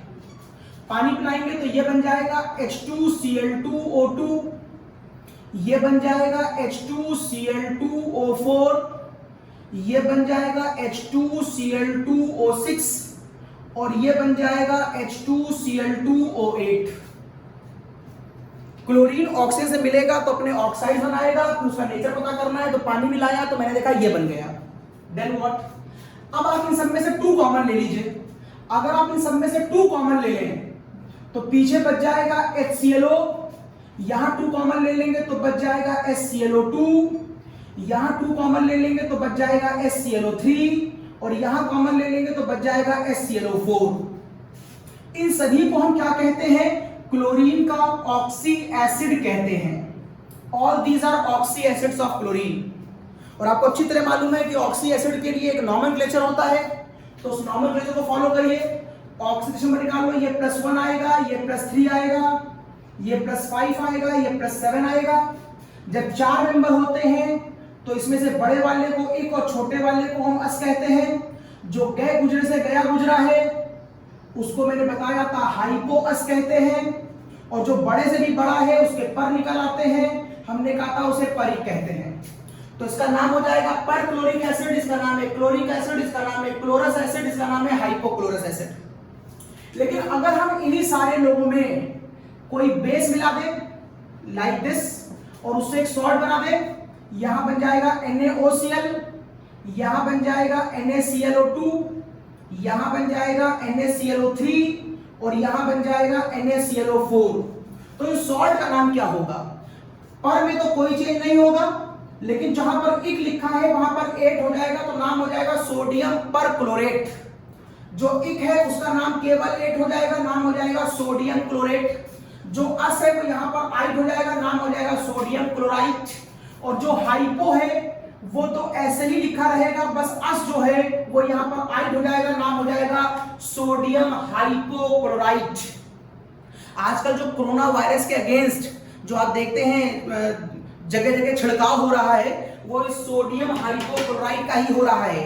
यही एंटीवायरल है, ये वायरस और बैक्टीरिया को बहुत अच्छी तरह मारता है। तो कई बार ऐड देखिए, उसमें बोलते हैं कि सोडियम हाइपोक्लोराइड का छिड़काव करिए, और जो अब गली मोहल्लों में वो लिक्विड लेके आते हैं और उसका स्प्रे करते हैं, वो सब सोडियम हाइपोक्लोराइड का स्प्रे हो रहा है। लेकिन आप सोडियम हाइपोक्लोराइड घर में यूज मत कर लीजिएगा, बहुत स्ट्रांग होता है, बॉडी पे नहीं डालेंगे। आप बॉडी पे डालने के लिए घर में क्या यूज कर रहे हैं, आप अपना जो अल्कोहल वाला सैनिटाइजर है वही यूज करेंगे। ये नॉन लिविंग के लिए है, लेकिन हाथ के लिए, आपकी शरीर के टच करने के लिए अल्कोहल वाला यूज करना है, दैट इज सैनिटाइजर। ओके, तो ये बता दिया मैंने आपको ये कंपाउंड। अब इन सारे लोगों का स्ट्रक्चर भी आ सकता है, इन सबका स्ट्रक्चर बनाइए। तो चलो इनका अगर मैं स्ट्रक्चर दिखाऊं, आपको रूल अच्छी तरह मालूम है कि सेंटर एलिमेंट वो होगा जो संख्या में कम होगा। अब संख्या में ये भी कम है, ये भी कम है, तो सेंटर वो होगा जो वैलेंसी में भी ज्यादा हो। Cl की वैलेंसी 7 तक जाती है, H की वैलेंसी 1 होती है। तो this is the cause, Cl को सेंटर में रख लो, सराउंडिंग में आ गया O और एक H। Valency 7 2 1 7 2 7 2 7 2, number of valency बराबर नंबर ऑफ डंडे। ऑक्सीजन की वैलेंसी 2, ये देखिए this is the diagram of HCl4। अगर आप HCl3 का डायग्राम पता करना चाहते हैं तो A को गायब कर दीजिए। Now this is the diagram of HCl3। Now this is the diagram of HClO2 and now this is the diagram of HOCl। Okay, अगर आप हाइब्रिडाइजेशन निकालना चाहें तो इसके पास एक लोन पेयर, इसके पास दो लोन पेयर, इसके पास तीन लोन पेयर, एक सिग्मा बॉन्ड। आंसर 4 का मतलब sp3। यहां पर पता कर ले तो यहां पर दो लोन पेयर होंगे, यहां पर इधर सिग्मा है, इधर सिग्मा है, इधर पाई है। हाइब्रिडाइजेशन केवल सेंटर का निकलता है। सेंटर कौन है यहां पर? Cl। O सेंटर नहीं है, सेंटर वो होगा जो संख्या में कम होगा और वैलेंसी में ज्यादा होगा। Cl की वैलेंसी मैक्सिमम 7 तक जाती है, इसलिए यही सेंटर है। यहां भी ये सेंटर है, दो सिग्मा है, दो लोन पेयर है। आंसर 4 का मतलब ये भी sp3 होगा। यहां पर एक सिग्मा, दो सिग्मा, तीन सिग्मा, एक लोन पेयर, यहां भी आंसर 4 आएगा तो ये भी sp3 होगा। ये एक सिग्मा, एक सिग्मा, एक सिग्मा, एक सिग्मा, पाई बॉन्ड काउंट नहीं करते, तो 4 सिग्मा, कोई कोऑर्डिनेट नहीं, कोई लोन पेयर नहीं, और 4 का मतलब sp3 होगा। तो ये सारे कंपाउंड sp3 हाइब्रिडाइज थे। तो ये बताया मैंने आपको क्लोरीन के ऑक्सी एसिड्स के स्ट्रक्चर, उसका नॉमेनक्लेचर, उससे बनने वाले सॉल्ट्स। नाउ हम आगे चलते हैं। जो बात मैंने आपको क्लोरीन के ऊपर बताई है, वही बात बाकी हैलोजेंस पर भी अप्लाई होती है। वही बात बाकी हैलोजेंस पर भी अप्लाई होती है। मतलब जैसे आप HClO4 बना रहे थे, वैसे ही HbRO4 भी हो सकता है और वैसे ही HiO4 भी हो सकता है। जैसे आप HClO बना रहे थे, वैसे ही HbRO भी हो सकता है और HiO भी हो सकता है। तो पहला क्वेश्चन, अगर ये सारे संभव हैं तो बताओ ऊपर के तीन में which one is maximum acidic in nature. और मुझे एक क्वेश्चन और बता दो, अगर ये 4 कंपाउंड होते HClO4, HClO3, HClO2 और HClO, तो बताओ इन चारों में ज्यादा एसिडिक कौन होगा? तो ऑक्सी एसिड की acidic strength is directly proportional to oxidation number. आप ये कह सकते हो, it is directly proportional to percentage of oxygen, आप ये कह सकते हो। और अगर ये दोनों चीजें सेम दिखाई दे रही हो तो it is directly proportional to non metallic nature. It is directly proportional to non metallic nature. चलिए पहले देखते हैं। पहले हम ये लगाते हैं, इस पर आ रहा है 7, इस पर आ रहा है 5, इस पर आ रहा है 3, इस पर आ रहा है 1। तो अगर सीधे फॉर्मूला अप्लाई करो तो फॉर्मूले के अकॉर्डिंग सबसे ज्यादा एसिडिक ये होगा। अगर आप परसेंटेज ऑफ ऑक्सीजन निकाले तो भी यहां पर मैक्सिमम 4 है, यहां 3 है, यहां 2 है, यहां 1 है। मतलब परसेंटेज लगातार ऑक्सीजन की घट रही है। जिसमें परसेंटेज ऑफ ऑक्सीजन ज्यादा होगी उसका एसिडिक नेचर ज्यादा होगा। चूंकि दो फॉर्मूले लग गए तो आपको इस फॉर्मूले को देखने की आवश्यकता नहीं है। वैसे भी ये फॉर्मूला हम तब देखेंगे जब सेंट्रल एलिमेंट अलग अलग तरह के हों। अभी सेंट्रल एलिमेंट सेम है। हो सकता है आपके मन में एक बात आए कि सर इस फॉर्मूले से आप आंसर कैसे बता देते हैं, तो इसका भी लॉजिक देता हूं। अब आप कहिए सर SClO4 का स्ट्रक्चर कुछ ऐसा है, और आप कह रहे हैं HClO का स्ट्रक्चर कुछ ऐसा है। आपने कहा इसके सेंटर में +7 है, इसके सेंटर में +1 है, इसके सेंटर में +1 है, मतलब इसके पास 7 इलेक्ट्रॉन कम है, इसके पास 1 इलेक्ट्रॉन कम है। ठीक है ना। अब अगर इसके पास इलेक्ट्रॉनों की कमी 7 टाइम है तो अपनी कमी को पूरा करने के लिए बहुत तेजी से इलेक्ट्रॉन सीआर की तरफ भागेगा, जिससे ये वाली बॉन्ड आसानी से ब्रेक होगी और H का साइन फ्री हो जाएगा। इसके कंपैरिजन में यहां पर खाली +1 है तो इलेक्ट्रॉन के मूव करने की स्पीड बहुत धीमी होगी, जिसकी वजह से यहां से इलेक्ट्रॉन बहुत धीरे धीरे टूटेगा, तो H के निकलने की संभावना भी कम होगी। This is the cause it is most acidic, it is less acidic. अब इस बात को बार बार एक्सप्लेन ना करके हमने फॉर्मूले में कन्वर्ट कर दिया। ठीक है ना। नाउ यहां देखो ये भी 7 है, ये भी 7 है और ये भी 7 है। अब जब ऑक्सीडेशन नंबर सेम आ रहा है तो इससे आंसर नहीं निकलेगा। ऑक्सीजन की परसेंटेज यहां भी 4, यहां भी 4, यहां भी 4, तो इससे भी आंसर नहीं निकलेगा। और जब इन दो से आंसर नहीं निकलेगा तो इससे निकलेगा। अब क्लोरीन, ब्रोमीन, आयोडीन आपको अच्छी तरह मालूम है मेंडलीव टेबल में ऊपर से नीचे जाने पर मेटालिक नेचर बढ़ता है। अगर ऊपर से जाने पर मेटालिक नेचर बढ़ेगा तो नॉन मेटालिक कम होगा। इसका मतलब इन सारे लोगों में मैक्सिमम नॉन मेटालिक ये है। अगर मैं कंपेयर में किसे कर रहा हूं, इन तीन में कर रहा हूं, तो सेकंड नॉन मेटालिक ये होगा, और नॉन मेटालिक ज्यादा होगा तो उसका एसिडिक नेचर ज्यादा होगा। This is the cause, answer ये आएगा, क्योंकि इन तीनों में सबसे ज्यादा नॉन मेटालिक ये है, इसलिए यही सबसे ज्यादा एसिडिक होगा। अब फिर आपके मन में एक बात आएगी, सर नॉन मेटालिक का एसिडिक से क्या मतलब है? मतलब है कहते हैं जो जितना ज्यादा नॉन मेटालिक होता है उसकी इलेक्ट्रोनेगेटिविटी ज्यादा होती है। ऊपर से नीचे जाने पर एटॉमिक रेडियस बढ़ता जा रहा है, और atomic radius is inversely proportional to electronegativity. इसका मतलब अगर तुम इसमें और इसमें कंपेयर करो तो एटॉमिक रेडियस इसका बड़ा है तो इलेक्ट्रोनेगेटिविटी कम होगी, इसका एटॉमिक रेडियस छोटा है तो इलेक्ट्रोनेगेटिविटी ज्यादा होगी। ठीक है। अब एक क्वेश्चन तुम्हारे पास HClO4 है, और मान लेता हूं मैं एक क्वेश्चन तुम्हारे पास HClO4 है, और एक क्वेश्चन मैं मान लेता हूं मेरे पास HiO4 है। Is something like this. सब कुछ सेम है, फर्क है खाली क्लोरीन का और आयोडीन का। ये बढ़िया नॉन मेटल है, ये खराब नॉन मेटल है। इसकी इलेक्ट्रोनिटी ज्यादा होगी, इसकी कम होगी, तो सारी सिमिलरिटी है तो खाली एक ही सिमिलरिटी डिफरेंट हुई। ये इलेक्ट्रॉन ज्यादा विड्रॉ करेगा, ये कम करेगा, तो यहां से बॉन्ड जल्दी टूटेगी, यहां से देर टूटेगी। This is the cause, it is more acidic, it is less acidic. तो इस तरीके से आप अपनी बात समझा सकते हैं, और यही लॉजिक आपको यहां भी दिखाई देगा। ये +1 है, ये +1 है, ये +1 है, ऑक्सीडेशन नंबर सेम है, परसेंटेज ऑफ ऑक्सीजन सेम है, अंतर है खाली सेंटर एलिमेंट के नॉन मेटालिक नेचर का, और ये आपका आंसर आ गया। अब एक बात देखिए, ये ऑक्सी एसिड क्लोरीन बना रहा है, ब्रोमीन बना रहा है, आयोडीन बना रहा है, लेकिन फ्लोरीन नहीं बना रहा है, क्योंकि फ्लोरीन में पॉजिटिव ऑक्सीडेशन नंबर दिखाने की कोई संभावना नहीं होती। फ्लोरीन कभी +1 नहीं होता। और देखिए सारे ऑक्सी एसिड्स को बनाने के लिए आपको हैलोजेंस के ऊपर +1 का ऑक्सीडेशन स्टेट चाहिए। This is the cause in general fluorine कभी अपना ऑक्सीडेशन स्टेट, कभी अपना ऑक्सी एसिड नहीं बनाता। अगर आप HFO4 बनाएंगे तो फ्लोरीन को +7 होना चाहिए, नहीं हो सकता। अगर आप HFO3 बनाएंगे तो ये +5 होना चाहिए, नहीं हो सकता। अगर आप HFO2 बनाएंगे तो +3 होना चाहिए, नहीं हो सकता। फ्लोरीन प्लस नहीं हो सकता। लेकिन एक केस ऑक्सी का बनता है फ्लोरीन का एक्सेप्शनली, और वो केस होता है HOF। HOF is a single oxy acid of fluorine which is exceptionally formed, और ये क्वेश्चन कॉम्पिटिशन में खूब पूछा गया है कि वो कौन सा ऑक्सी एसिड फ्लोरीन का है जो पॉसिबल है, वो है HOF। और HOF में H होता है +1, तो ये हो जाएगा -1, और इन दोनों में ये हो जाएगा -1 और ये हो जाएगा +1। तो HOF एक ऐसा कंपाउंड है जहां पर फ्लोरीन -1 के ऑक्सीडेशन के साथ फ्लोरीन -1 हो सकता है, फ्लोरीन -1 हो सकता है।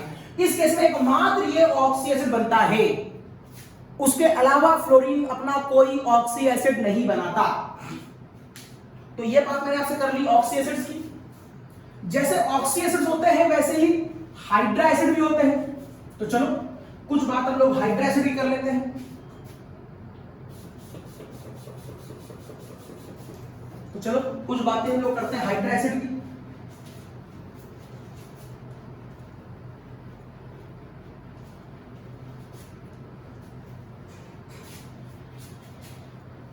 Okay, hydra acid. Hydra acid के नाम का मतलब आप जानते हैं बहुत अच्छी तरह। हाइड्रा एसिड वो होते हैं जहां पर O नहीं होगा, एसिडिक नेचर होगा बस O नहीं होगा, लाइक HF, HCl, HBr और HI। ये सारे हाइड्रा एसिड हैं, ये सारे हाइड्रा एसिड हैं। तो मैं इसको ऐसे लिख दे रहा हूं, मान लो HF लिखा है, HCl है, HBr है और HI है। तो पहला question, out of these four which one is the best acid? इनमें से सबसे अच्छा एसिड कौन होगा? तो एसिड बढ़िया वो होगा जो अपना H प्लस आयन जल्दी देगा। अब इनमें से अपना H प्लस आयन जल्दी कौन देगा? तो आपको मालूम है फ्लोरीन का रेडियस छोटा, रेडियस बड़ा, और यहां पर आते आते रेडियस बहुत बड़ा आयोडीन का। और जैसे जैसे रेडियस बड़ा होता जाएगा आपको मालूम है ऊपर से नीचे आने पर इसकी बॉन्ड लेंथ बढ़ती जाएगी। यहां बॉन्ड लेंथ छोटी होगी, यहां बॉन्ड लेंथ लंबी होगी, यहां और लंबी होगी, यहां पर बहुत लंबी होगी। और आपको अच्छी तरह मालूम है bond length is inversely proportional to bond strength. किसी लंबी बॉन्ड को तोड़ना आसान होता है, किसी छोटी बॉन्ड को तोड़ना मुश्किल होता है। तो यहां बॉन्ड लेंथ ज्यादा है, तोड़ना आसान है, या बॉन्ड लेंथ कम है, तोड़ना मुश्किल है। This is the cause. अगर इसको तोड़ना आसान है तो यहां से H प्लस आयन जल्दी निकलेगा और यहां से H प्लस आयन बहुत देर में निकलेगा। दिस इज द कॉज, इसका एसिडिक नेचर ये आएगा। समझ में आई बात? HI की बॉन्ड लेंथ बहुत ज्यादा है due to high atomic size, और इसकी बॉन्ड लेंथ बहुत कम है due to very low atomic size. Bond length ज्यादा है तो बॉन्ड स्ट्रेंथ कम होगी। लंबी चौक को तोड़ना मुश्किल होता है, छोटी चौक को तोड़ना आसान होता है। इसका मतलब यहां से H जल्दी जनरेट होगा तो ये बढ़िया एसिड होगा। सेकंड पॉइंट मैंने बता दिया आपको इसका एसिडिक नेचर। बताओ इनमें से किसकी थर्मल स्टेबिलिटी ज्यादा होगी? थर्मल स्टेबिलिटी का मतलब होता है गर्म करके तोड़ना। अभी बताया मैंने ये बॉन्ड लंबी है, इसे तोड़ना आसान होगा, तो इसे तोड़ना आसान होगा मतलब इसकी थर्मल स्टेबिलिटी कम होगी। तो इसकी थर्मल स्टेबिलिटी का ऑर्डर ये आ जाएगा, ये होगा इसकी थर्मल स्टेबिलिटी। अच्छा बताओ इनमें से बढ़िया रिड्यूसिंग एजेंट कौन होगा? रिड्यूसिंग एजेंट, अरे भाई मैं अपना H अगर आपको दूंगा तो मैं आपका क्या करूंगा? रिडक्शन। उस समय मैं क्या कहलाऊंगा? Reducing agent. तो यदि मैं रिड्यूसिंग एजेंट बनना चाहता हूं तो पहले मुझे H अपना आपको देना पड़ेगा, मतलब मुझे अपने H वाली बॉन्ड जल्दी तोड़नी पड़ेगी। तो बताओ इनमें से कौन ऐसा है जो अपने H वाली बॉन्ड जल्दी तोड़ रहा है? ये। अगर ये अपने H वाली बॉन्ड जल्दी तोड़ रहा है तभी तो ये H आपको जल्दी देगा, और जब ये H आपको जल्दी देगा तो ये क्या बन जाएगा? बढ़िया reducing agent. This is the cause, ये बढ़िया रिड्यूसिंग एजेंट है। ये बात मैंने आपको ऑर्गेनिक केमिस्ट्री में बताई थी जब मैं आपको मेथेन पढ़ा रहा था, मेथेन की रिएक्शन आयोडीन से, तो वहां CH3I और HI बनाया था और मैंने कहा था HI बहुत अच्छा रिड्यूसिंग एजेंट होता है। वो पॉइंट यहां पर भी आ गया। या मैं यहां पर ये कह सकता हूं कि बताओ क्या वजह है कि ये लिक्विड है, क्या वजह है कि ये लिक्विड है और बाकी सारे गैस हैं? क्या वजह है कि ये लिक्विड है और बाकी सारे गैस हैं? तो आप कहेंगे this is due to the presence of the hydrogen bonding. This is due to the presence of hydrogen bonding. Hydrogen bonding fluorine में होती है या फिर ऑक्सीजन में होती है या फिर नाइट्रोजन में होती है, और किसी में हाइड्रोजन बॉन्डिंग नहीं होती। तो हाइड्रोजन बॉन्डिंग होने की वजह से एक HF का मॉलिक्यूल दूसरे HF के मॉलिक्यूल के साथ हाइड्रोजन बॉन्डिंग से बन जाएगा। जब ये इलेक्ट्रॉन इधर भागेगा तो यहां पर आएगा पॉजिटिव, और आपको मालूम है F पर क्या पाए जाते हैं? Lone pair. ये अपना लोन पेयर इसको दे देगा, ये बन जाएगी हाइड्रोजन बॉन्ड, जिससे इनके बीच इंटरमॉलिक्यूलर स्पेस बहुत कम हो जाएंगे। और जब इंटरमॉलिक्यूलर स्पेस कम हो जाएगा तो लिक्विड हो जाएगा। लेकिन ये वाली बॉन्डिंग बाकी मॉलिक्यूलों में नहीं पाई जाएगी। तो एक HCl का मॉलिक्यूल दूसरे HCl के मॉलिक्यूल के साथ बहुत अधिक दूरी पर होगा, इंटरमॉलिक्यूलर स्पेस बहुत ज्यादा हो जाएगा because there is no hydrogen bonding. This the cause, ये क्या बन जाएगा? गैस। HCl गैस है, HBr गैस है, HI गैस है, लेकिन HF एक लिक्विड है। Okay, next. तो ये बता दिया मैंने आपको हाइड्रा एसिड के बारे में। तो मैंने आपको Cl2 बताया, Cl2 की प्रॉपर्टीज पढ़ाई, Cl2 से ऑक्सी बनाया, हाइड्रा बता दिया। एक दो रीजनिंग क्वेश्चंस और आते हैं, जैसे कि arrange the electronegativity of all these. तो मुझे मालूम है फ्लोरीन, क्लोरीन, ब्रोमीन और आयोडीन में सबसे ज्यादा इलेक्ट्रोनेगेटिव ये होता है, वेल फेमस है। इसकी इलेक्ट्रोनेगेटिविटी 4 होती है, इसकी 3 होती है, इसकी 2.8 होती है, इसकी 2.5 होती है। ये तो बात इलेक्ट्रोनेगेटिव है, वेल फेमस है, सबको मालूम है, आपको भी मालूम है। लेकिन यहां से एक अच्छा क्वेश्चन बनता है। क्या वो क्वेश्चन बनता है? इलेक्ट्रॉन एफिनिटी से। इलेक्ट्रॉन एफिनिटी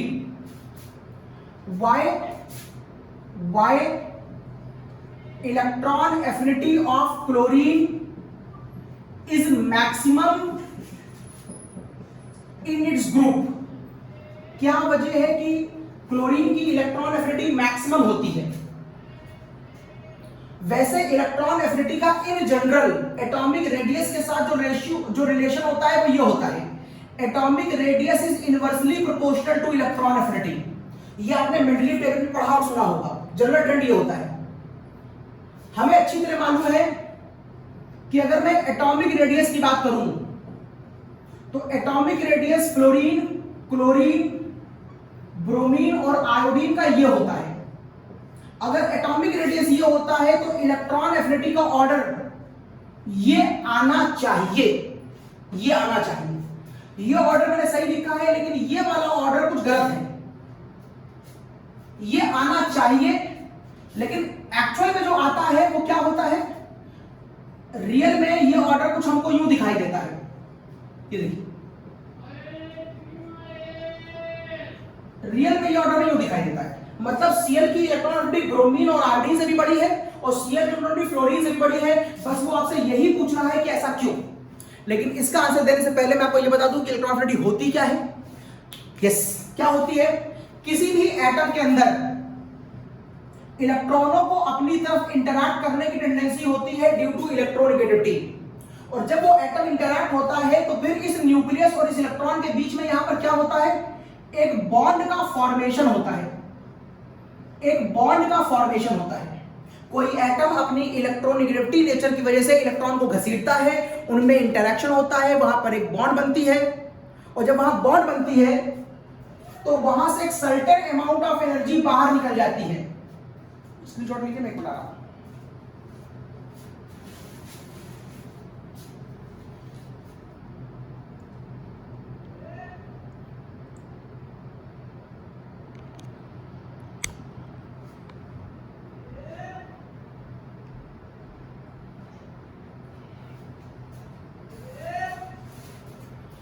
यस, तो मैं आपसे कह रहा था कि जब यहां पर इलेक्ट्रॉन एफिनिटी की वजह से इलेक्ट्रॉन इसके पास आएगा तो बॉन्ड बनेगी। जब बॉन्ड बनेगी तो यहां से सर्टेन अमाउंट ऑफ एनर्जी निकलेगी जिसका नाम होता है इलेक्ट्रॉन एफिनिटी। जितनी ज्यादा एनर्जी निकलेगी उतना बढ़िया इलेक्ट्रॉन एफिनिटी नेचर वहां पर है। मतलब ये प्रोसेस एक्सोथर्मिक होता है। अब क्वेश्चन उठता है कि क्लोरीन, ब्रोमीन, आयोडीन में यहां तक कोई प्रॉब्लम नहीं देखी। प्रॉब्लम ये नहीं करता है, प्रॉब्लम ये करता, समझिए कैसे। जब मैं यहां से पीछे की तरफ जाता हूं तो इसका एटॉमिक रेडियस लगातार बढ़ने लगता है। और जब एटॉमिक रेडियस बढ़ेगा तो इलेक्ट्रॉन से इंटरैक्ट करने की पावर कम हो जाएगी। ये ज्यादा इंटरैक्ट करेगा और ये इंटरैक्ट कम करेगा। फोर्स ऑफ अट्रैक्शन बराबर Q1 into Q2 upon R square. Distance बढ़ेगी तो अट्रैक्शन कम हो जाएगा। जब अट्रैक्शन कम हो जाएगा तो बॉन्डिंग कम हो जाएगी। जब बॉन्डिंग कम हो जाएगी तो एनर्जी कम निकलेगी। तो ये ऑर्डर ठीक है, यहां कोई दिक्कत नहीं है। दिक्कत करी है खाली इस वाले में मुझसे। एक्चुअल में फ्लोरीन का घर सबसे छोटा है अगर फ्लोरीन का घर सबसे छोटा है तो यहां पर इलेक्ट्रॉन के साथ इंटरेक्शन बहुत हाई होना चाहिए, बट इलेक्ट्रॉन के साथ इंटरेक्शन ज्यादा होना तो चाहिए, लेकिन फ्लोरीन इलेक्ट्रॉन लेता ही नहीं है, मना करने लगता है, क्योंकि फ्लोरीन कहता है मेरा घर है बहुत छोटा, मेरी इलेक्ट्रॉन डेंसिटी मेरे घर में पहले ही बहुत ज्यादा है, अगर तुम और इलेक्ट्रॉन दे दोगे तो वहां रिपल्शन हो जाएगा। This is the cause fluorine की इलेक्ट्रोनेगेटिविटी तो ज्यादा है, उसकी टेंडेंसी तो है कि वो इलेक्ट्रॉन लेना चाहता है, लेकिन जब हम रियल में उसको देते हैं तो मना कर देता है। इसका मतलब वो आने वाले इलेक्ट्रॉन से बढ़िया बॉन्ड नहीं बनाता, due to very high electron density which is already present in the fluorine atom. This is the cause यहां पर बढ़िया इलेक्ट्रॉन इंटरेक्शन नहीं होता, यहां पर बढ़िया बॉन्ड नहीं बनती, यहां से एनर्जी ज्यादा नहीं निकलती, मतलब यहां से निकलने वाली एनर्जी क्लोरीन से कम हो जाती है और बाकी ट्रेंड एज इट इज रहता है। This is the cause chlorine की इलेक्ट्रॉन एफिनिटी अपने ग्रुप में सबसे ज्यादा होती है। मतलब एग्जाम में पूछेगा वो क्लोरीन के बारे में, लेकिन आप आंसर देंगे फ्लोरीन के बारे में। प्रॉब्लम क्लोरीन ने नहीं करी है, प्रॉब्लम फ्लोरीन ने करी है, तो क्वेश्चन आएगा क्लोरीन के ऊपर, आप बताएंगे फ्लोरीन के ऊपर। ओके, अगला पॉइंट देखो। अब ऐसे एक क्वेश्चन और बनता है और वो बनता है कलर के ऊपर।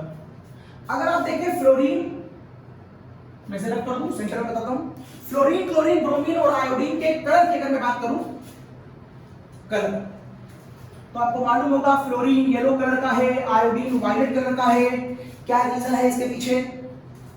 तो this is your fluorine, that is yellow in colour, that is chlorine greenish colour, it is reddish brown, it is reddish brown, और आयोडीन होता है वायलेट। क्या रीजन है इसके पीछे, कलर के पीछे? तो मैं रीजन आपको पहले बता चुका हूं, इसके पीछे रीजन बताया था मैंने आपको कोऑर्डिनेशन केमिस्ट्री के अंदर, वही रीजन यहां पर भी है। इसका घर बहुत छोटा है, इसका घर कंपैरेटिवली बड़ा है, इसका घर और बड़ा है, और इसका घर और बड़ा है। किसी इलेक्ट्रॉन को इसके इस घर से एक्साइट करना और किसी इलेक्ट्रॉन को इसके इस घर से एक्साइट करना, बताओ कहां से आसान है? कहां से इलेक्ट्रॉन को बाहर निकालना या एक्साइट करना आसान है? ऑब्वियस यहां डिस्टेंस ज्यादा है, अगर डिस्टेंस ज्यादा है तो यहां पर अट्रैक्शन कम होगा, अट्रैक्शन कम होगा तो इलेक्ट्रॉन को बाहर ले जाना आसान होगा।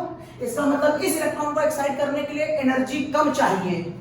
ये घटना लो एनर्जी में हो सकती है, ये घटना लो एनर्जी में हो सकती है, लेकिन यहां इलेक्ट्रॉन को डिस्टेंस यहां पर न्यूक्लियस के साथ बहुत कम है, फोर्स ऑफ अट्रैक्शन बहुत ज्यादा होगा, तो यहां इलेक्ट्रॉन को एक्साइट करने के लिए हमको एनर्जी बहुत ज्यादा चाहिए, एनर्जी ज्यादा चाहिए, एनर्जी कम चाहिए, और यही ऑर्डर हो गया। अब आपको मालूम होगा E बराबर SC अपॉन लैम्डा, H और C कांस्टेंट है, सारा खेल किसका है? एनर्जी का और वेवलेंथ का। अब आपको मालूम है वैक्यूर, अब आपको मालूम है वैक्यूर, R की वेवलेंथ सबसे ज्यादा, एनर्जी सबसे कम। एनर्जी अगर यहां कम है तो यहां पर एनर्जी ज्यादा। ओके, अब आपको मालूम है मेरा pie diagram, this is the pie diagram जो मैंने आपको कोऑर्डिनेट केमिस्ट्री में बताया था। It is web, it is ग्योर, और इसको मान लो Vr। तुमको अच्छी तरह मालूम है कि आयोडीन वायलेट कलर शो करता है, जो कलर हमको दिखाई देता है वो कॉम्प्लीमेंट्री कलर होता है ऑफ द एब्जॉर्ब लाइट। तो अगर तुमको वायलेट दिखाई दे रहा है, अगर तुमको वायलेट दिखाई दे रहा है, इसका मतलब उसने एब्जॉर्ब क्या करा होगा? उसने एब्जॉर्ब किया होगा येलो। मींस वायलेट के प्रोसेस में ये येलो कलर एब्जॉर्ब करेगा, और येलो कलर एब्जॉर्ब करके वायलेट कलर दिखाएगा। और जहां आपको येलो दिख रहा है, देखिए ये येलो, फ्लोरीन येलो दिखता है, अगर आपको फ्लोरीन येलो दिखाई दे रहा है, मैं यहां डायग्राम बना दे रहा हूं,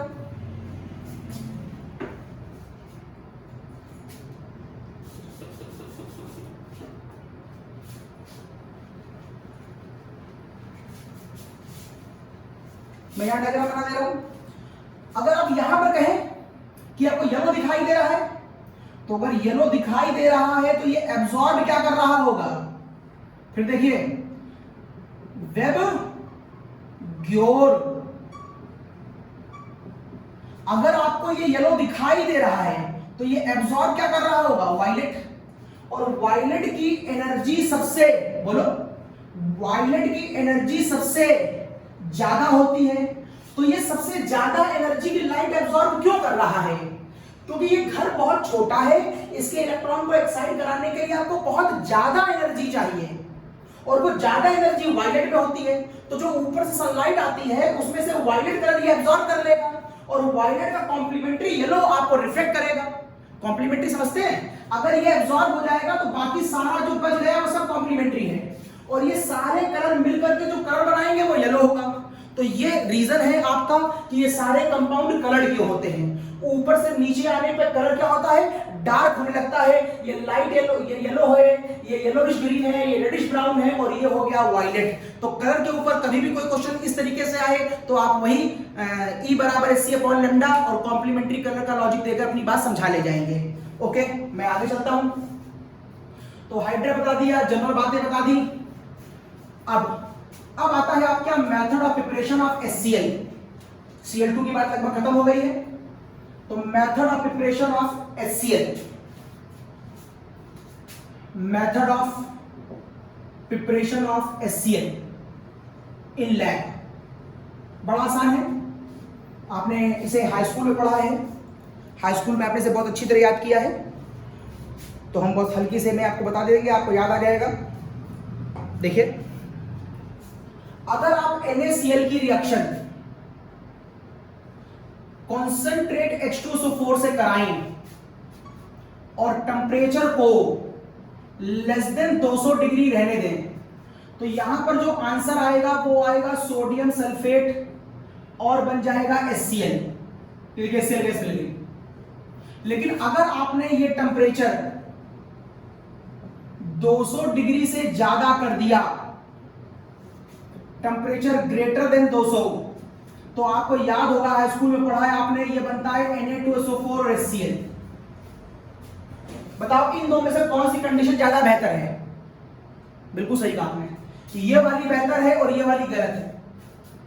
ये अच्छी नहीं है, गलत का मतलब है अच्छी नहीं है। क्यों अच्छी नहीं है? क्योंकि जो Na2SO4 बनता है ये अपने ही फ्लास्क पे जाकर के एक हार्ड क्रस्ट बना देता है, एक हार्ड सरफेस बनाता है, and it also sticks on the surface of bottom of flask। जो फ्लास्क है उसकी सरफेस पे जाकर बॉटम पे चिपक जाता है, और फिर उसको यहां से रिमूव करना बहुत मुश्किल होता है। We can not remove this, जिसकी वजह से वो पूरा फ्लास्क ही खराब हो जाता है। इसलिए हम ये रिएक्शन इस टेम्परेचर पे ना करा करके इस टेम्परेचर पे ही कराते हैं। टेबल पे HCl, जब यहां से गैस बन रही होती है तो साथ में इसके थोड़ा सा मॉइस्चर भी आ रहा होता है, लेकिन हम चाहते हैं कि HCl गैस प्योर बने, इसलिए इस आने वाले HCl को हम पास कर देते हैं किससे? कॉन्सेंट्रेट H2SO4 से। अगर हम यहां से पास कर दें और गैस बाद में आगे निकल जाए तो जितना भी पानी होगा वो यहां पर एब्जॉर्ब हो जाएगा और खाली HCl गैस आगे निकल जाएगी। आप दूसरे डिहाइड्रेटिंग एजेंट भी यूज कर सकते हैं, बशर्ते ध्यान रखिएगा कि उनकी इससे रिएक्शन ना हो जाए। अगर वो पूछ रहे कि क्या बताओ यहां पर हम कैल्शियम ऑक्साइड यूज कर सकते हैं एज अ डिहाइड्रेटिंग? नहीं, क्योंकि कैल्शियम ऑक्साइड पानी से मिलकर के कैल्शियम क्लोराइड बना लेगा, और अगर HCl रिएक्शन कर लेगा तो फिर HCl बर्बाद हो जाएगी हमारी।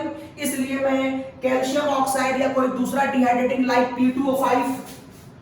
P2O5 भी मैं यूज नहीं करूंगा, क्योंकि P2O5 भी HCl से रिएक्शन करके HPO3 और POCl3 बना लेता है, यहां पर भी रिएक्शन हो जाती है। तो आप P2O5 नाम का भी डिहाइड्रेटिंग यूज नहीं करेंगे, कैल्शियम ऑक्साइड भी नहीं करेंगे, खाली कॉन्सेंट्रेट करेंगे। और जब HCl बन गया तो आखिरी पॉइंट होगा मेरा HCl की केमिकल प्रॉपर्टीज। HCl की दो ही केमिकल प्रॉपर्टी है जो आपके सिलेबस में है, और वो है reaction of HCl with sodium carbonate, with sodium bicarbonate और विद सोडियम सल्फाइड। ये तीन। सोडियम कार्बोनेट को करना है, समझिए कैसे करेंगे। पहले मैं आंसर लिख दे रहा हूं। यहां पर जो आंसर आएगा वो आएगा NaCl, और आएगा यहां CO2, और यहां पर आएगा वाटर। लेकिन कैसे आएगा चेक करिए। आप सोडियम कार्बोनेट का डायग्राम पहले बना लीजिए। This is the diagram of sodium carbonate. और इस HCl में से एक HCl को ऐसे दिखा दो, एक HCl को ऐसे दिखा दो और एक HCl को ऐसे दिखा दो। यहां से ये NaCl गया, ये NaCl गया और ये देखिए यहां से वाटर गया, और ये देखिए यहां से वाटर गया, और ये देखिए यहां से वाटर गया। तो NaCl 2 टाइम गया, वाटर 1 टाइम गया और एक CO2 गैस गया। यही तो मैंने ऊपर लिखा था। यहां देखिए, अगर मैं यहां पर HCl लगाऊंगा तो यहां पर आंसर आएगा NaCl, सोडियम कार्बोनेट और वाटर। प्रेजेंटेशन देखिए, अगर मैं सोडियम बाइकार्बोनेट लगाऊंगा तो इसका आंसर ये ऐसे लिखा जाएगा। ये प्रेजेंटेशन है सोडियम बाइकार्बोनेट का। अगर आपको HCl लगाना है तो अब आपकी HCl एक बार लगाइए, तो एक NaCl गया, एक NaCl, एक CO2 गैस गई, एक CO2 गैस गई और ये मिलकर वाटर नहीं बना देगा। ये देखिए वाटर बन गया। अगर आप सोडियम बाइसल्फाइड दिखाना चाहते हैं, अगर मैं इसकी रिएक्शन कराऊं तो यहां पर जो आंसर आएगा वो आएगा 2 NaCl, आपकी निकलेगी सल्फर डाइऑक्साइड और वाटर। अगर आप इसका प्रेजेंटेशन दिखाना चाहते हैं तो सोडियम बाइसल्फाइड ऐसे लिखा जा सकता है। This is the diagram of sodium sulphide, not sodium bisulphide, it is sodium sulphide. और अगर आप यहां पर HCl दिखाना चाहते हैं तो एक HCl ऐसे और एक HCl ऐसे। देखो ये एक NaCl गया, देखो ये एक NaCl गया, देखो एक ये पानी गया। तो यहां से 2 NaCl गए, यहां से एक SO2 गया और यहां से एक वाटर गया। ये सब तो ये था मेरा हेलोजन।